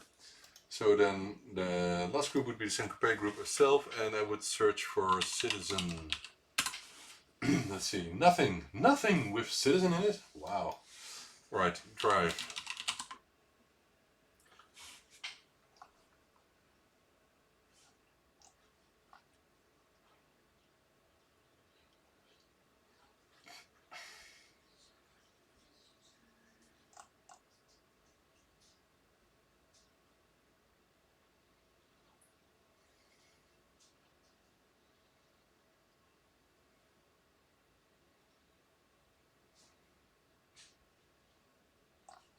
Right, nothing here.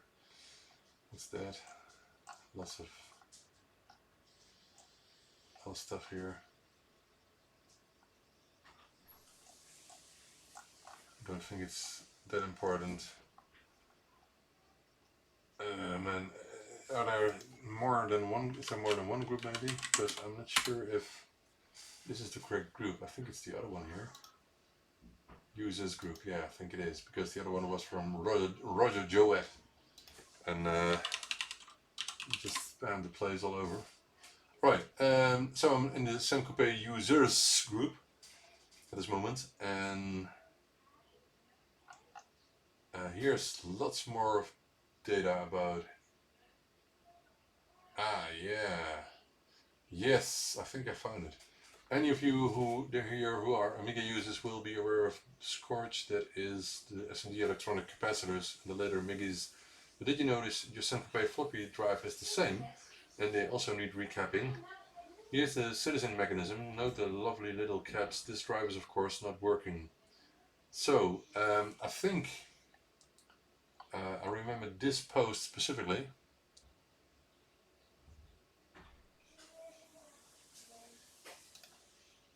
I could ask Colin, but I think this is the. I can show you now because I think I found a post here. I will zoom in a bit. This is a post from Ian Gladhill, and he started this discussion this year, actually, in April, about those capacitors. And I think I remember that it was something with those capacitors, and he says that they need to be replaced and that they will work afterwards. But I think there was another post about his experiences with actually replacing them, and I'm not sure if it was here.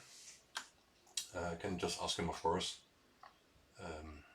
For working, look at that. Okay, four working ones. All were that days ago. You see, this is just one day after his initial post about capacitor issues.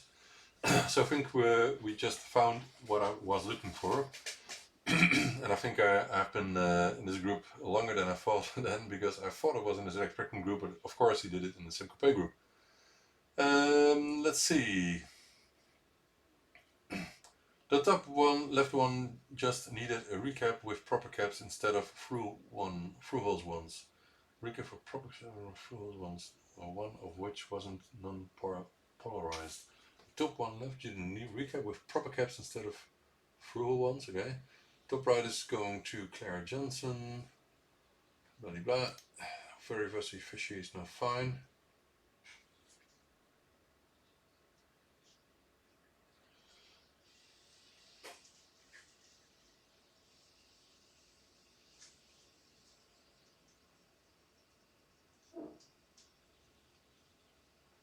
Alright. Okay, this is very interesting. Because he has a lot of experience with. You can even see I replied to this topic. But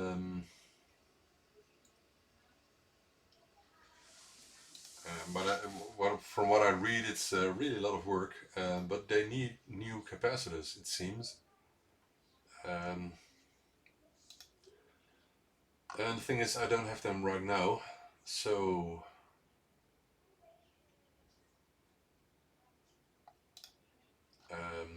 Yeah.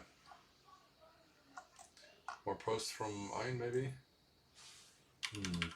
I think this post sums it up very well here. Here are all the details and for what he did himself.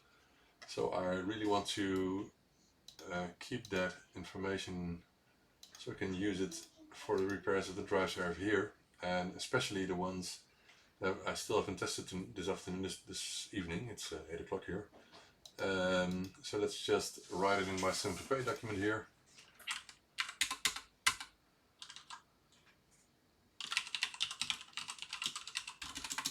Refurbishment. Okay, so there are three things: the belt. Second is SMD caps, and the third was something I forgot.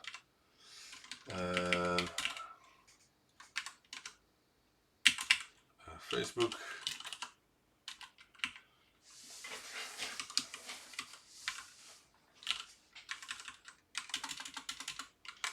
Alright, Right, and let's save the information for later on.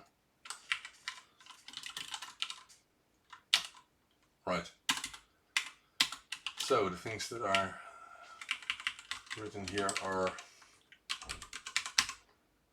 recap,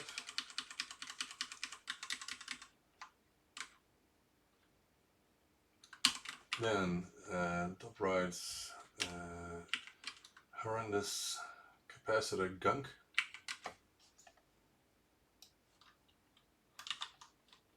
which luckily cleaned out. So some drives may have very bad problems with the caused by the SMD capacitors. Okay, recap that change, and something with solder joints around the head amplifier chip. And save it as well for future. Bent head carriage on the bottom head. Damn it, bent head carriage. There's a lot of easily bent out of place metal used in these drives. Okay, interesting. But now all 4 drives load pressure perfectly, boot masterdos and format reliably. So what I should do is format a disk. And I haven't done that yet. I think I should do it with each of them.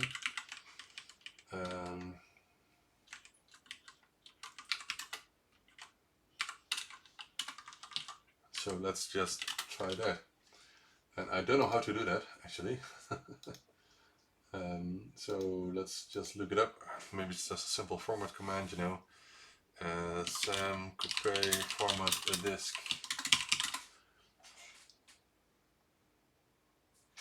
Manual, right?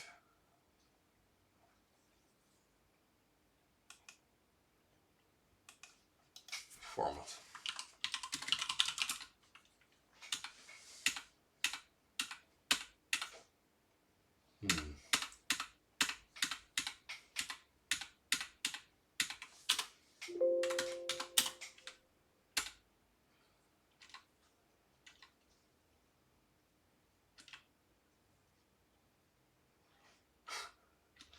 Alright, we're almost there. Format page 115 and 144. Where are we now?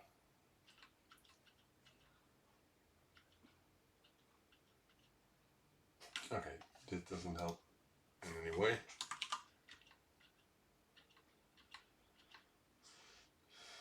Format disk 1, okay.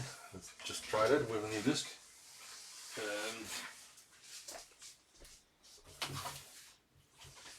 I have some disks here.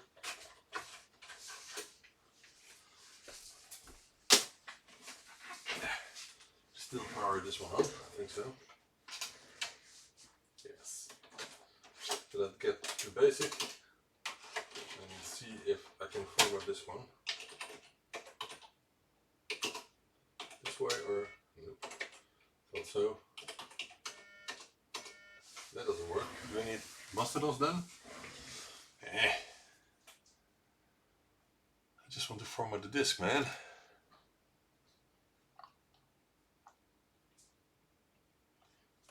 But I think I have masterdos here somewhere.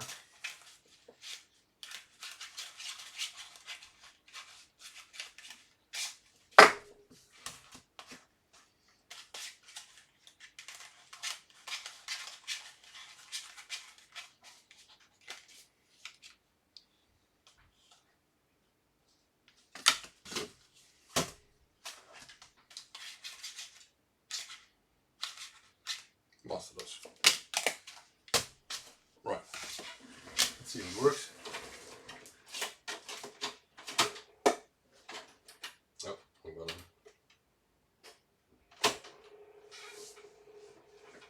Okay. Did something. I'm not sure if it's complete. Oh, yes. Right, we're formatting. That went quite easily.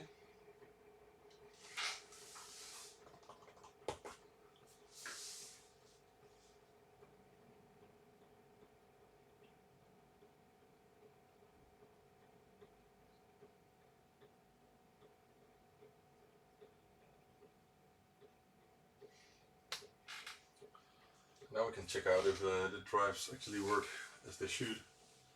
But still, I think it would be nice to find some of the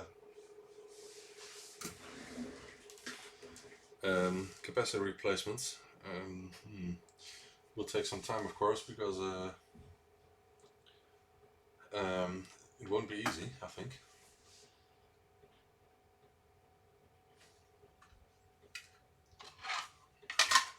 Well, I really want to do this because if this will work, then I have some spare Sam Coupé drives.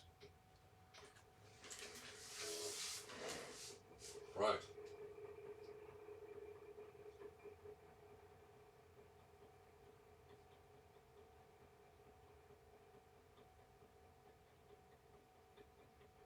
So this is fast. And I think this is the drive from the customer. It looks like it works just fine.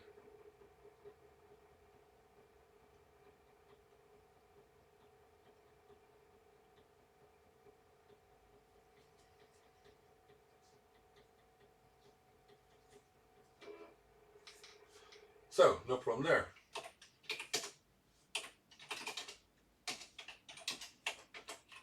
Yeah.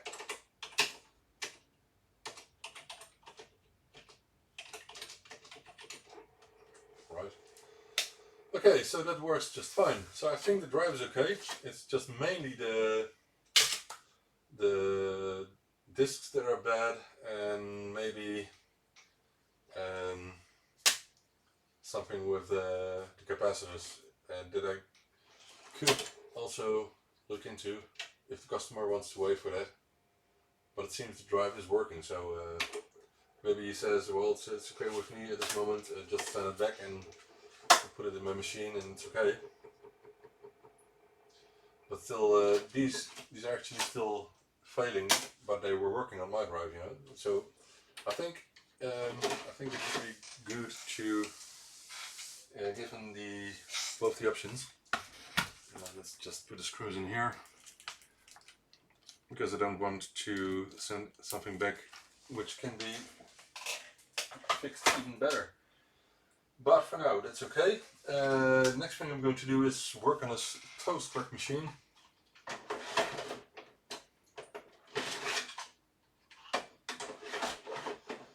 So let's say goodbye to the Sam Coupé for tonight and do something else. Come on, man. Right. Give you a close look for one more time for tonight.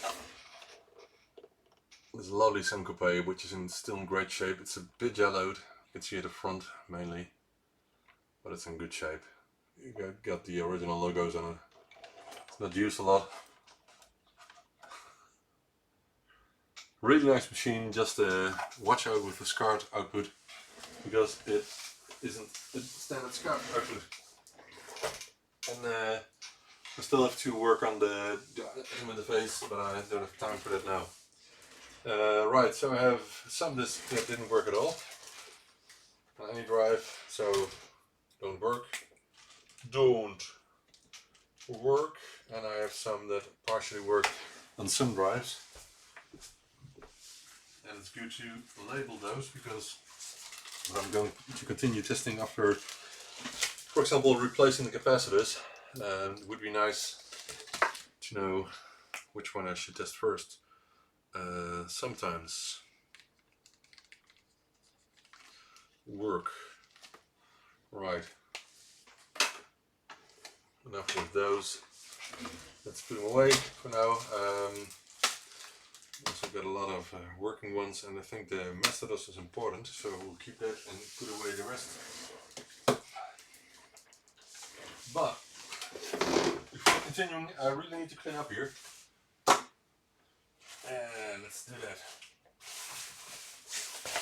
Oh, there's not the box I was looking for.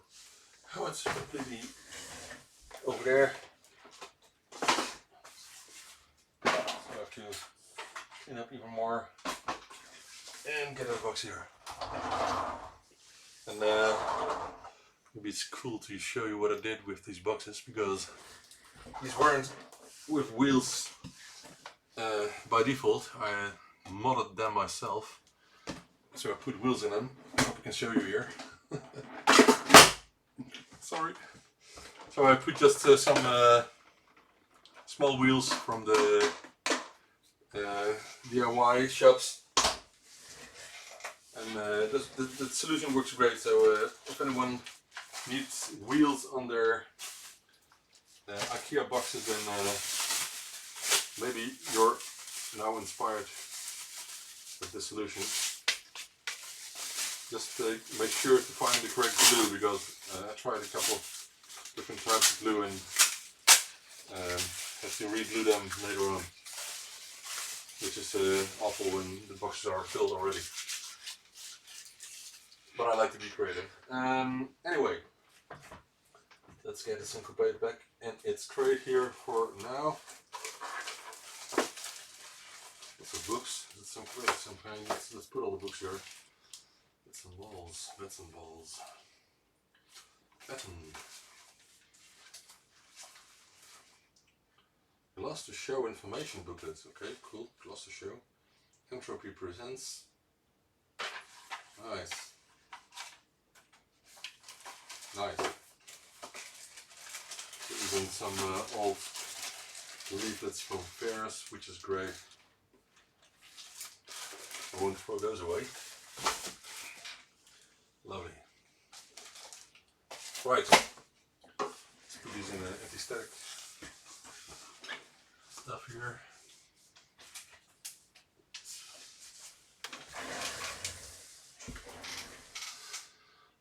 Right. I have the feeling I just started, but we're almost 2 hours working. We've only citizen drive, floppy drive, you know. Man, sometimes take really a lot of, some things really take a lot of time. But I still like this hobby, and I did it myself because I was talking about a turntable, you know. The only person who can be blamed is me.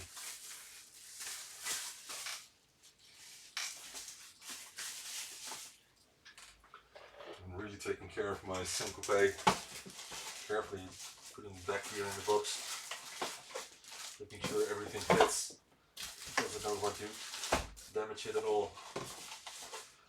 For me, this is my, I think one of my the most rare items here at this moment. I'm still getting more rare stuff in here. For example, the rare border shoes I found recently. These are Spectrum ones, I mean.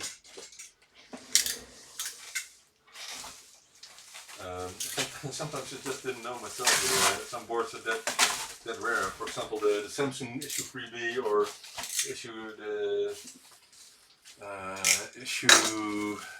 which one was that? The yellow, was it also a freebie? I think the yellow freebie, I think. And I didn't know that those were that rare, but I know now. Where can I put these ones? They take up so much space, you know. I got one empty disc box there, but is the crate big enough for this? I don't know. I did some thrifting last week. Not only today, but last week I found another disc box for 50 cents. And although this one is a bit yellowed, I won't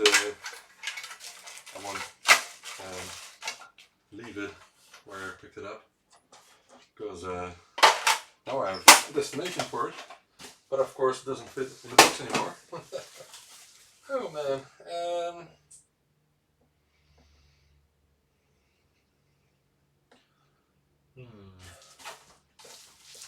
What happens if I do the display?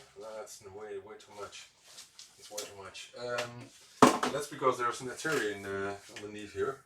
So maybe I should just get out the Atari now, because there's nothing wrong with dedicated crate for Sam Coupé only.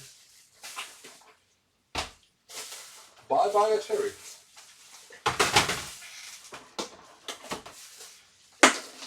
So we now have a dedicated Sam Coupé crate. I think this Sam Coupé is very happy with that. aren't you? My dear Sam. I think you are. You don't have to tell me.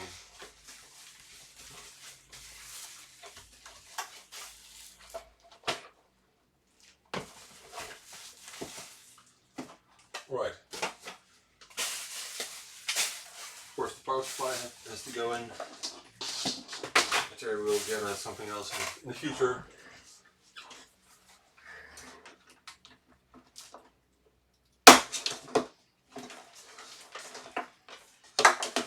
And I was really hoping that one day there would be a universal power mains plug for the UK and Europe, but I don't think it will ever be the case, is it? But anyway, with some adapters we will be fine. Got lots of adapters, so I'll mainly use these ones. These adapters for UK to EU. Renee, I will clean up your space for 1 toast rack per hour, okay?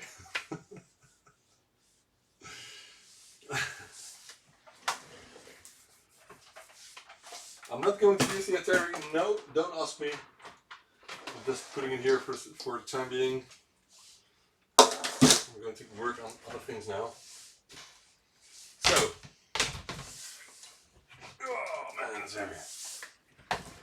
These are just some plus cases, I think. So why is it so heavy? I don't know.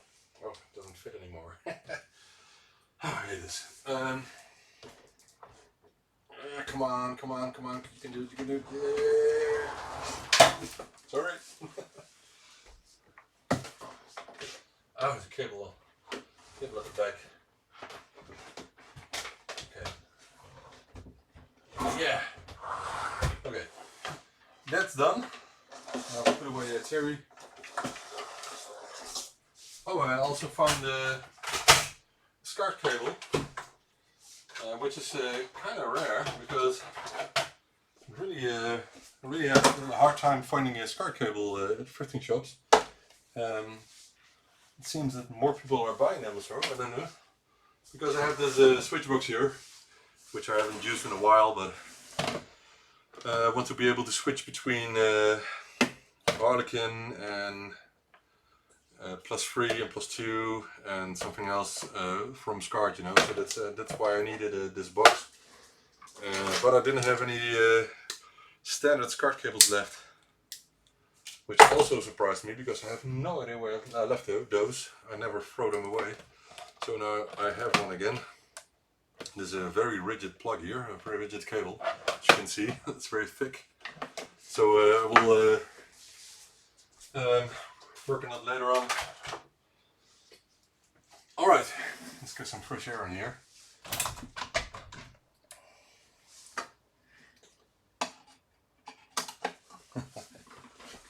Right, let's see what's wrong with this toast rack. From the same customer as the Sam Coupé drive is. Because I don't know what the status from this was. Really have to check it. And a lot of toast racks in the last years. Cables, where are my cables? Here they are. That's my standard testing cable set.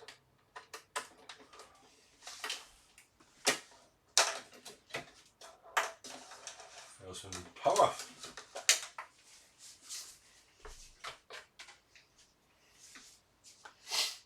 Right.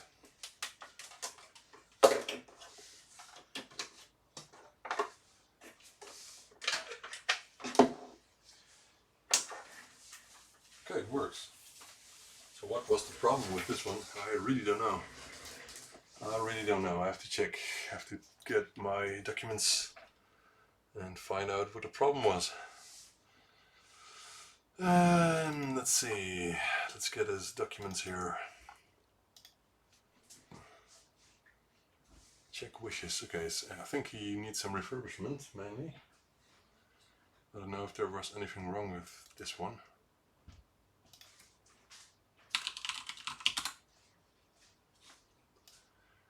Okay, nothing here. Nothing here.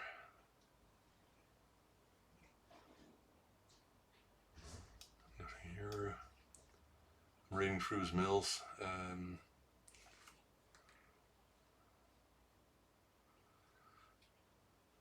Okay, he's talking about a vertical thingy. You have to check that. Oh yeah, he asked for an adapter for the Neo GS sound card, but the problem is I don't have the sound card myself. So if I would make such an adapter, I would like to test it myself, but there's no way of doing that without the card itself, and it's a very expensive one. I think it's 125 euro or something. But I want to know if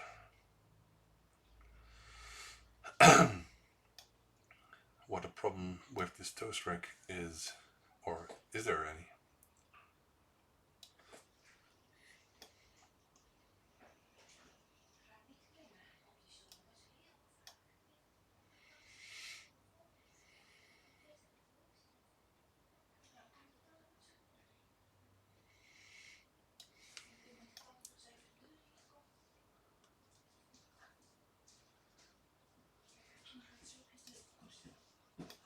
This guy told me about the outs of the Disciple and plus the discs, which I downloaded, and I'm currently writing to a real floppy disk.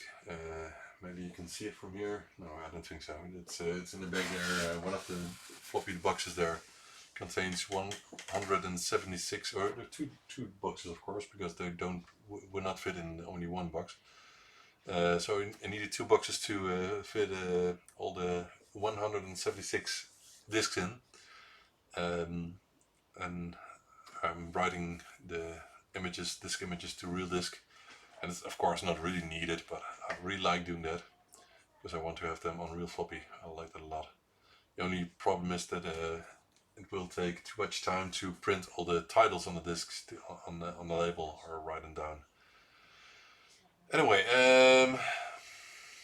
let's see what's wrong with this machine. Okay, I'm almost through all his mails, so it must be in there somewhere. Okay, I still have a Spectrum 128K.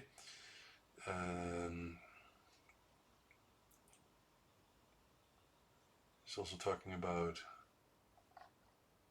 Sam Coupé, I think. Yeah, Sam Coupé. So he also has a Sam Coupé. Oh, of course he has a Sam Coupé because I have his drive here. So, and he is the first owner of the Sam Coupé he has himself, so that's cool. Anyway, okay. So he's talking about a drive that worked when he last used it and now it doesn't anymore.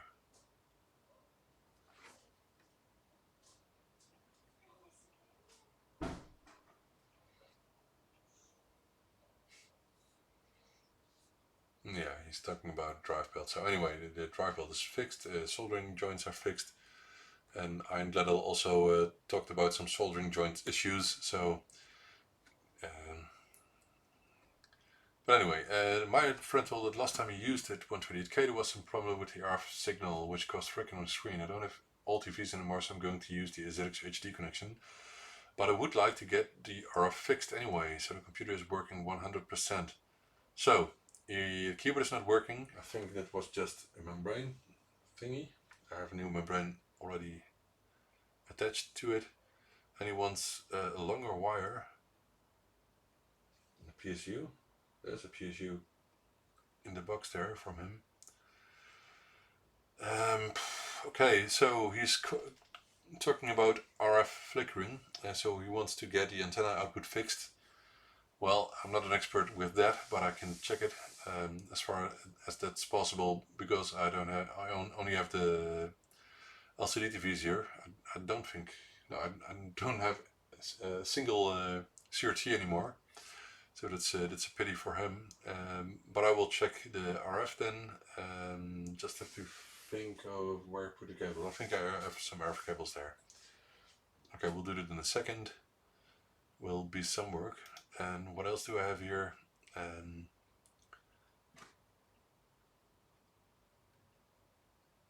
Okay, keyboard problem. Yeah, okay. So this machine is not his own toast rack, but it's from a friend. And man, it's taken me a lot of time. He sent this one somewhere in September. Wow, it's not the longest, but anyway. All right. Okay. I think I have to. Okay, there was another problem with the DivMC interface. Which was that?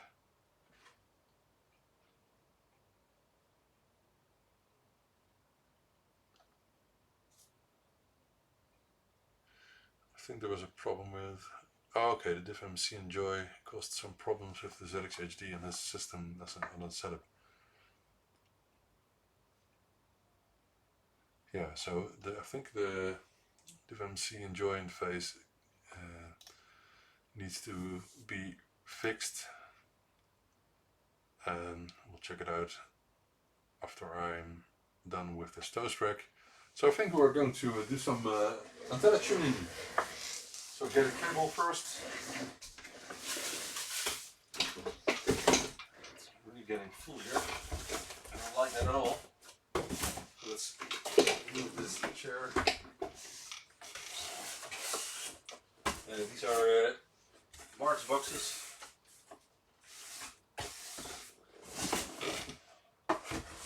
Carefully put them away, Mark, for you. There's still lots of work here. This is Peter's keyboard that I need to assemble with the tactile switches.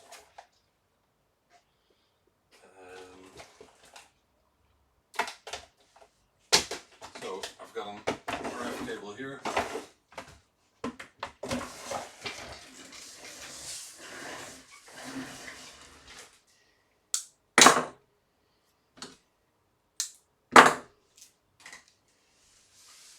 See if we can tune this one.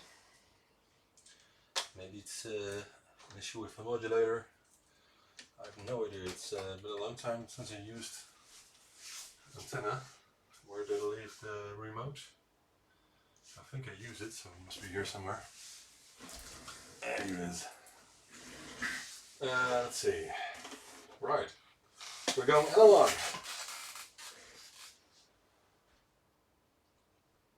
So now we get snow, I guess. No snow. It's a pity. I like snow. How do we do that? Okay. Automatically saving. Start. Okay. We got snow. Finally.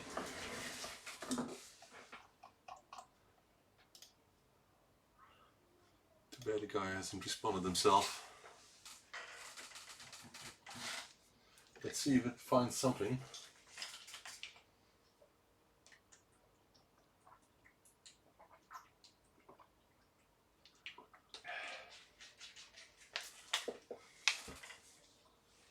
I hope so.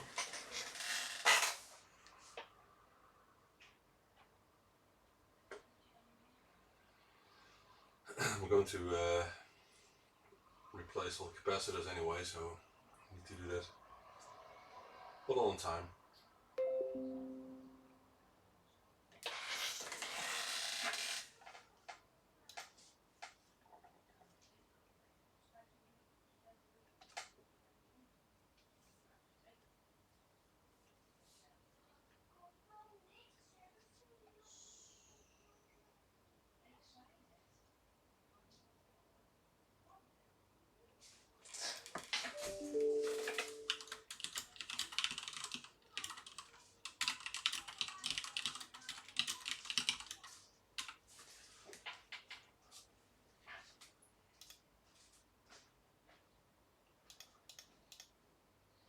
Haven't found anything yet. It's on VHF at the moment, so that won't work at all.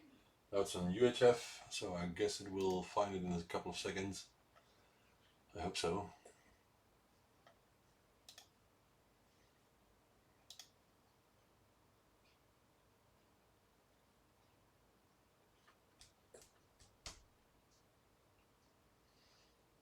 Okay, it's still UHF and hasn't found anything.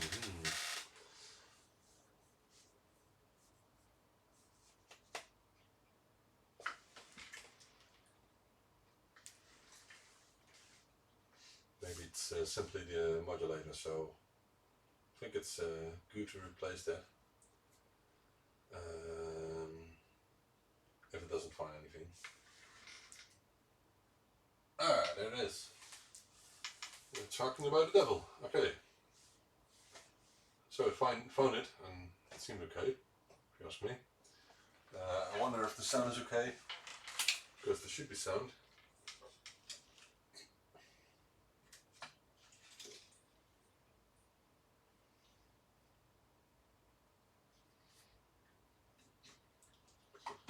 I'll leave this running, but it's not needed anymore, so let's stop it.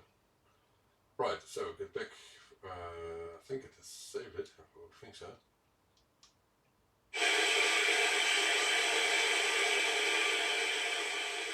Okay, no sound. I thought there was sound. Maybe it's a sound system, but I don't know if we can change that, because it's a UK machine, and I think you have to select another file type. Can I change that here?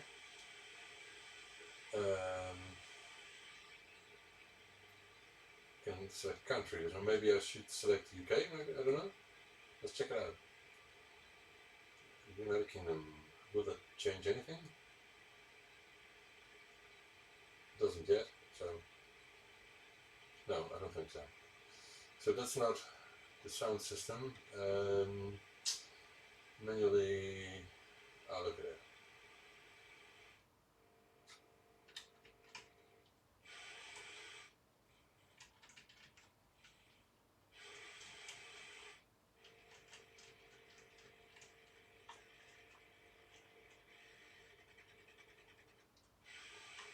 I really thought it had sound, but toaster has sound over RF, doesn't it?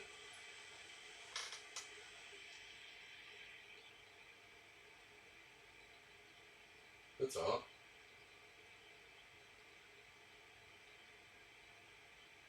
Maybe it's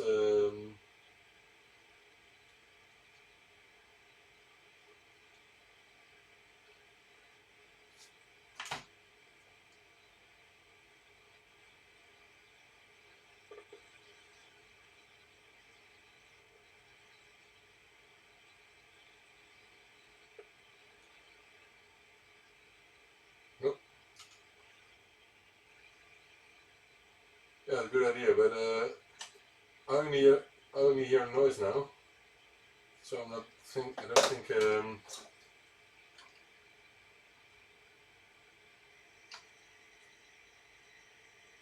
this will work.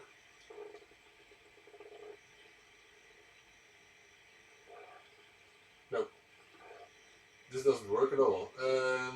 But I thought there was sound on RF with the toast rack. I have more here, but they're on the crate at the moment, so that will be a bit hard.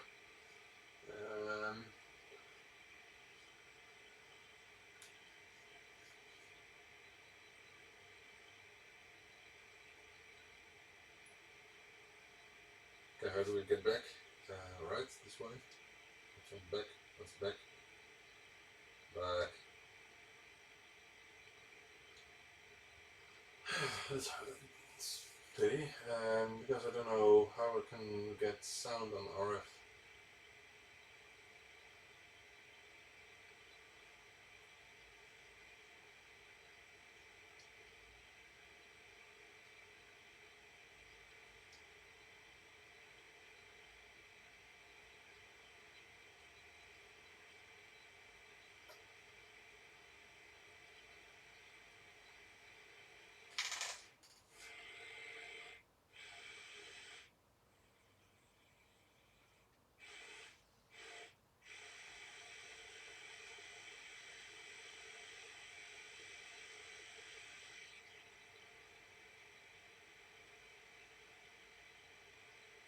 No, I have no idea, but I really thought there was audio over RF, but I'm not sure why it's not working.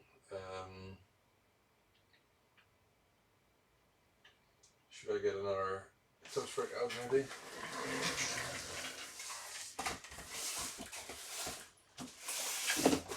Just to compare, if I'm not mistaken. Oh,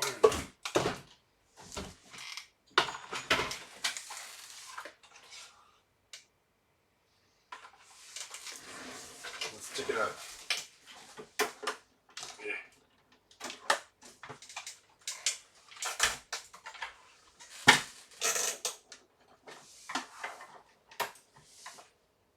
Okay, nothing in this channel. Should be something. Let's see. Can I just enter another one on channel 2, please? How do I change that? Yes, and then search.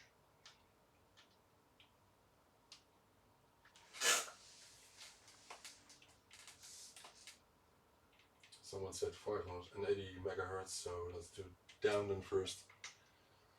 Let's see if it's there. 590, 580, 570. Not much yet.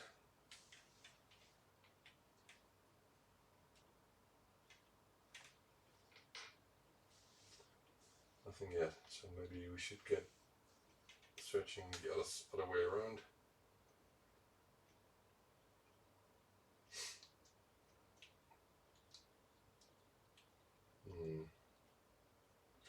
Can we get out of here?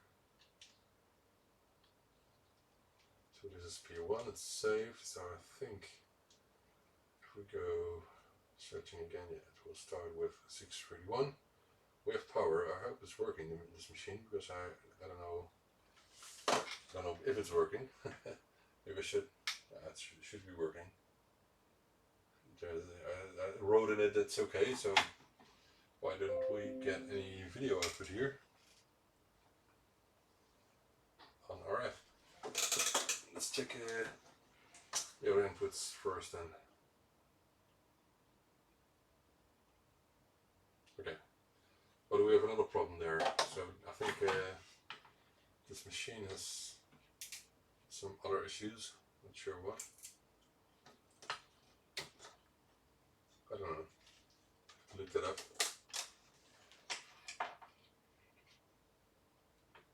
So this one has some strange color flickering thing going on.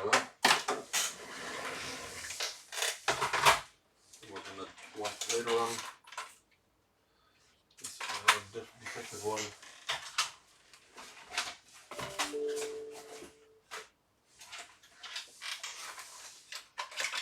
Oh, sorry. Okay, we can test this one. Oh, there's no ROM in it. Will be a bit hard. That one needs work as well.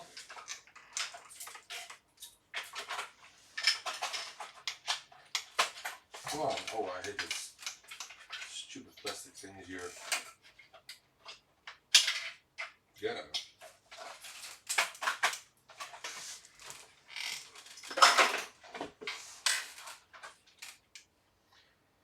Okay, this one seems complete. Though the membrane is completely dead. Let's get it up then, why not? Let's see, that one gives some output as I would need. Right, that's okay. Let's test the RF. And switch to RF again. Okay, that's not working this way, then I think this will work, yeah. Okay.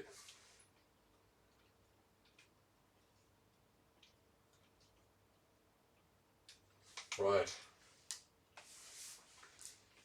Old school tuning. There it is. Right. Now I really wonder if this one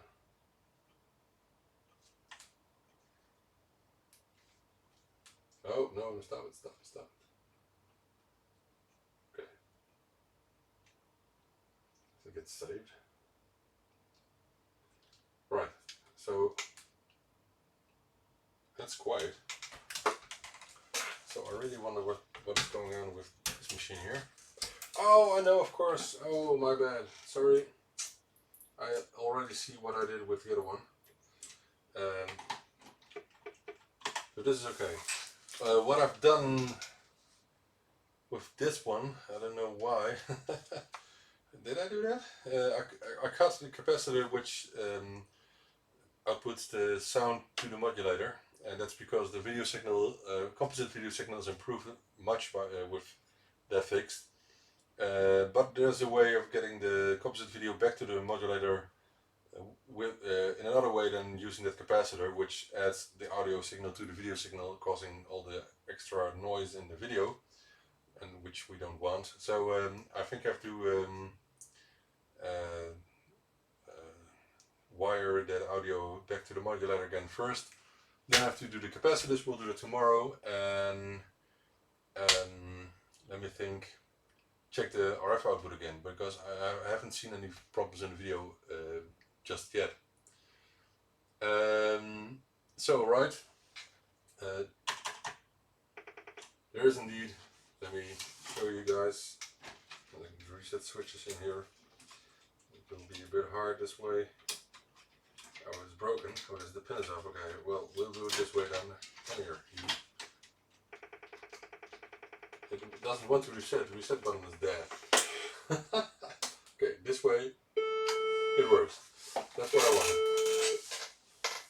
Alright, and the picture is very bad. Maybe it's capacitors, this one as well. Most obviously, but anyway, that's not an issue right now. So this one needs new capacitors as well. But that wasn't the machine I was working on currently. This is for another time. This was his keyboard. Let me put that back.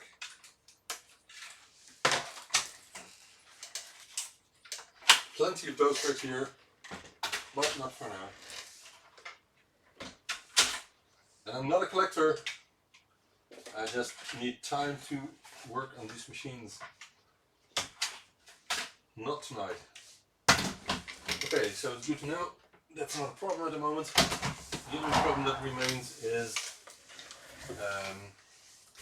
the different machine interface, which seems to have developed an issue on his machine. So let's get another one, another machine out and work on the SD card interface. Of course, with some Harlequin kit. It's not a real toast rack, so get another cable. And yes, I could get the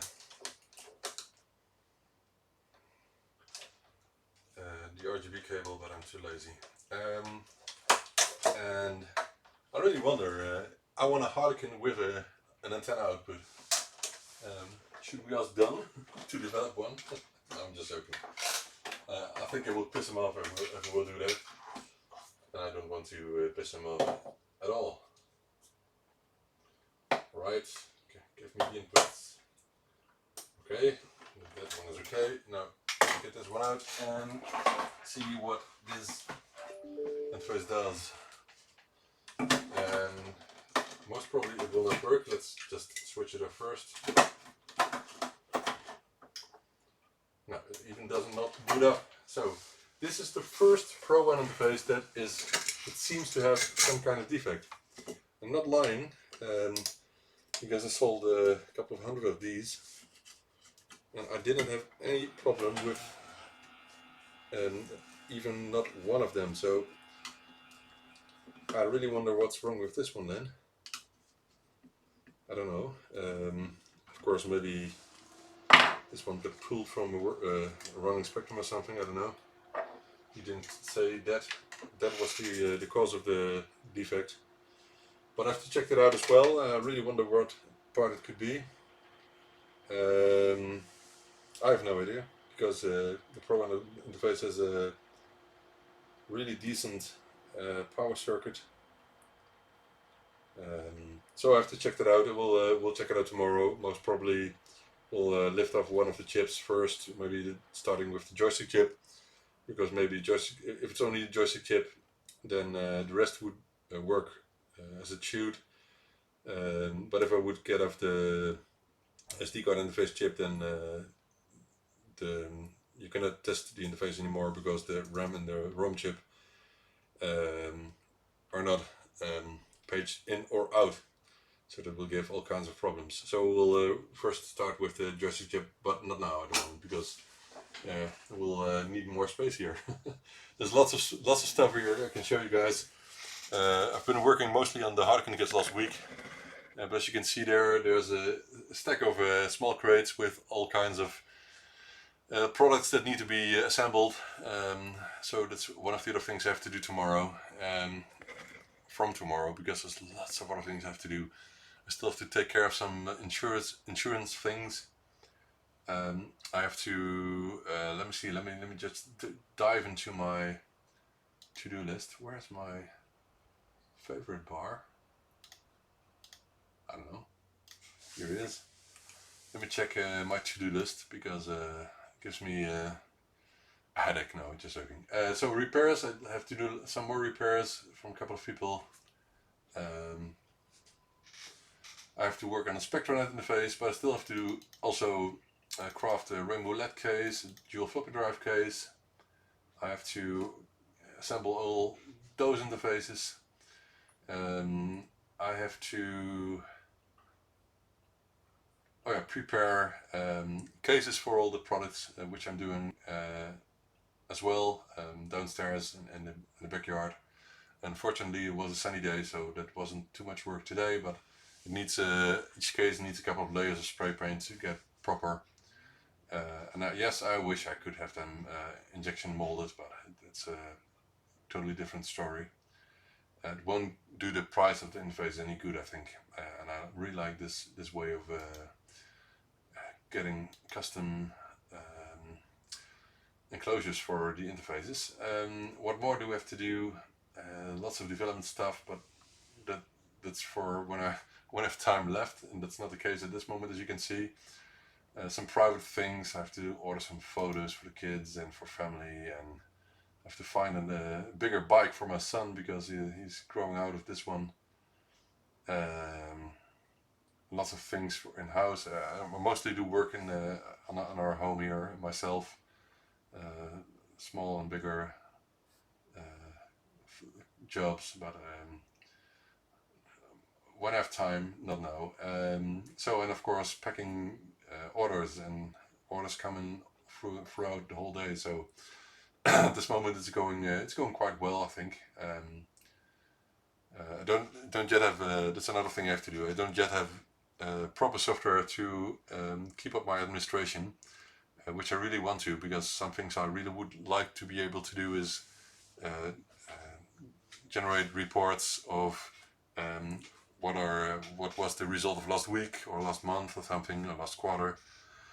I also want to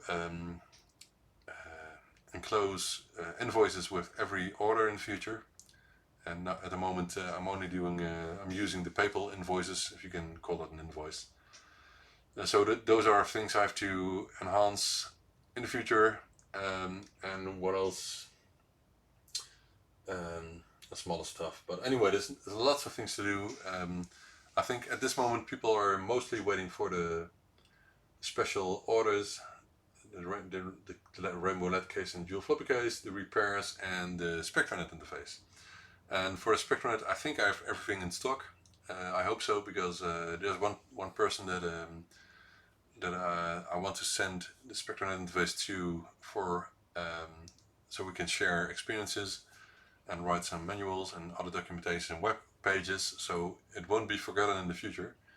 And I mean, SpectraNet has been produced before, but I think a couple of years later now, we can do more with it.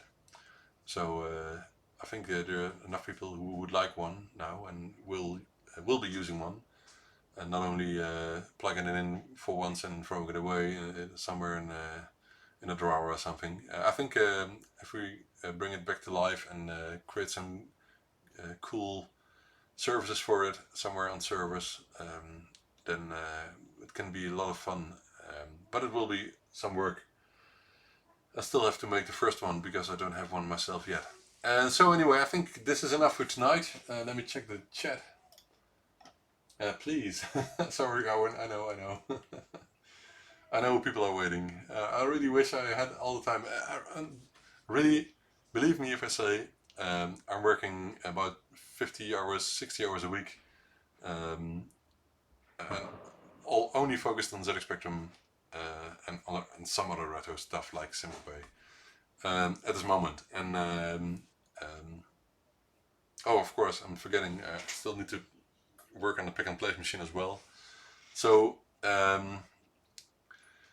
there's really a lot of stuff going on. Orders are coming in still, which is very good. I really like that. So it's I'm not doubting that I don't have enough work. It's really trying to get more efficient and get PCB assembling done by the machine in the near future, and having the feeling that I'm not lagging behind all the time. That's the baddest feeling I can have, and that has been throughout this whole year, I think, the case. The feeling of people who are waiting for me to finish their stuff, and I don't like that at all. It's my bad, and it's not a blame to those persons. It's really completely on me.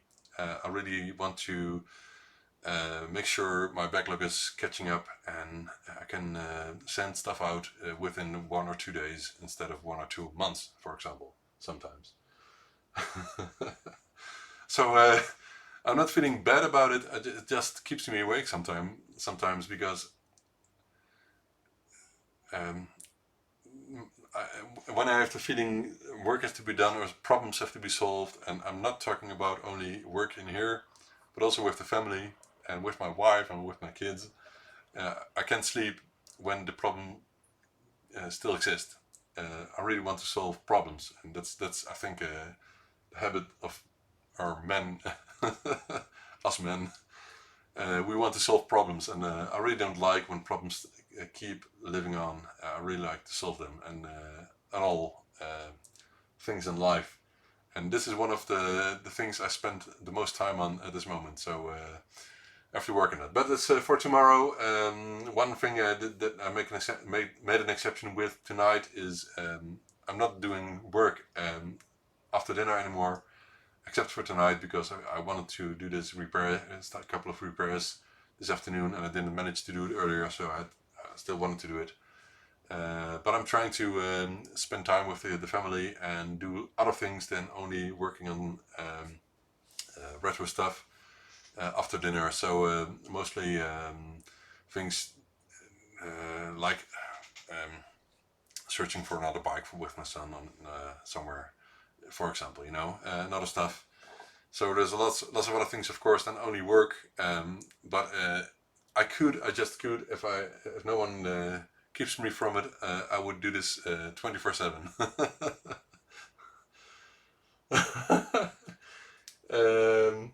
Yeah, I can imagine that, Etienne, and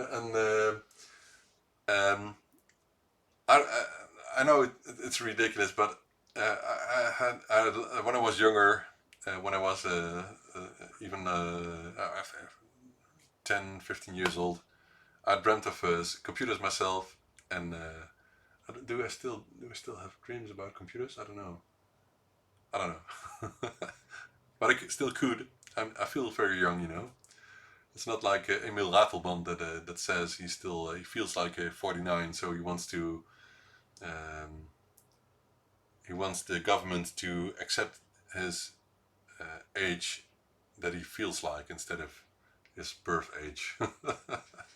But I feel like 25 or something.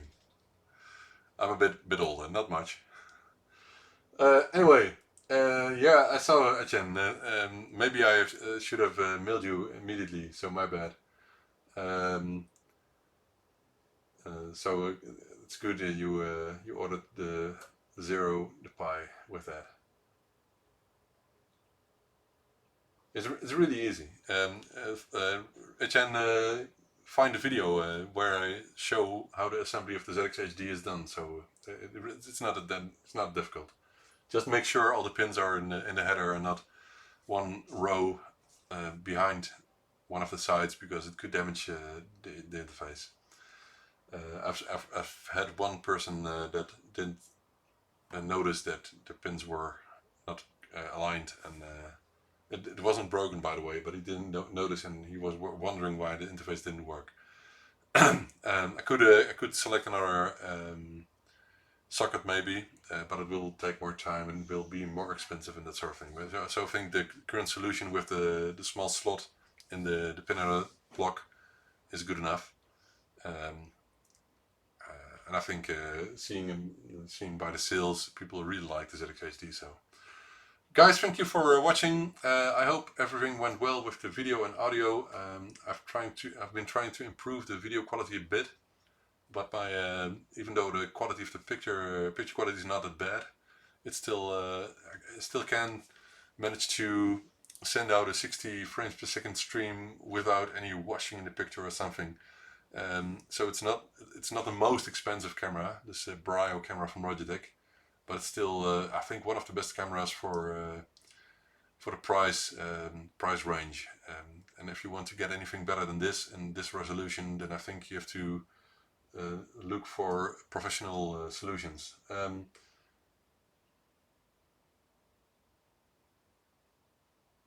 It should work. Just make sure that you insert the SD card in the ZXHD after it has been assembled, because otherwise you cannot get the board inside the case, and the SD card of course will go into the Raspberry Pi and not into the ZXHD itself. So guys, thank you for watching. This has been a long time tonight, 2.5 hours. I will come back as soon as possible. I think on Friday we'll do the weekly show, and maybe in the meantime I will do some more repair streaming live. But for now it's good, and I will get to my kids. So thank you for watching, and see you later. Bye.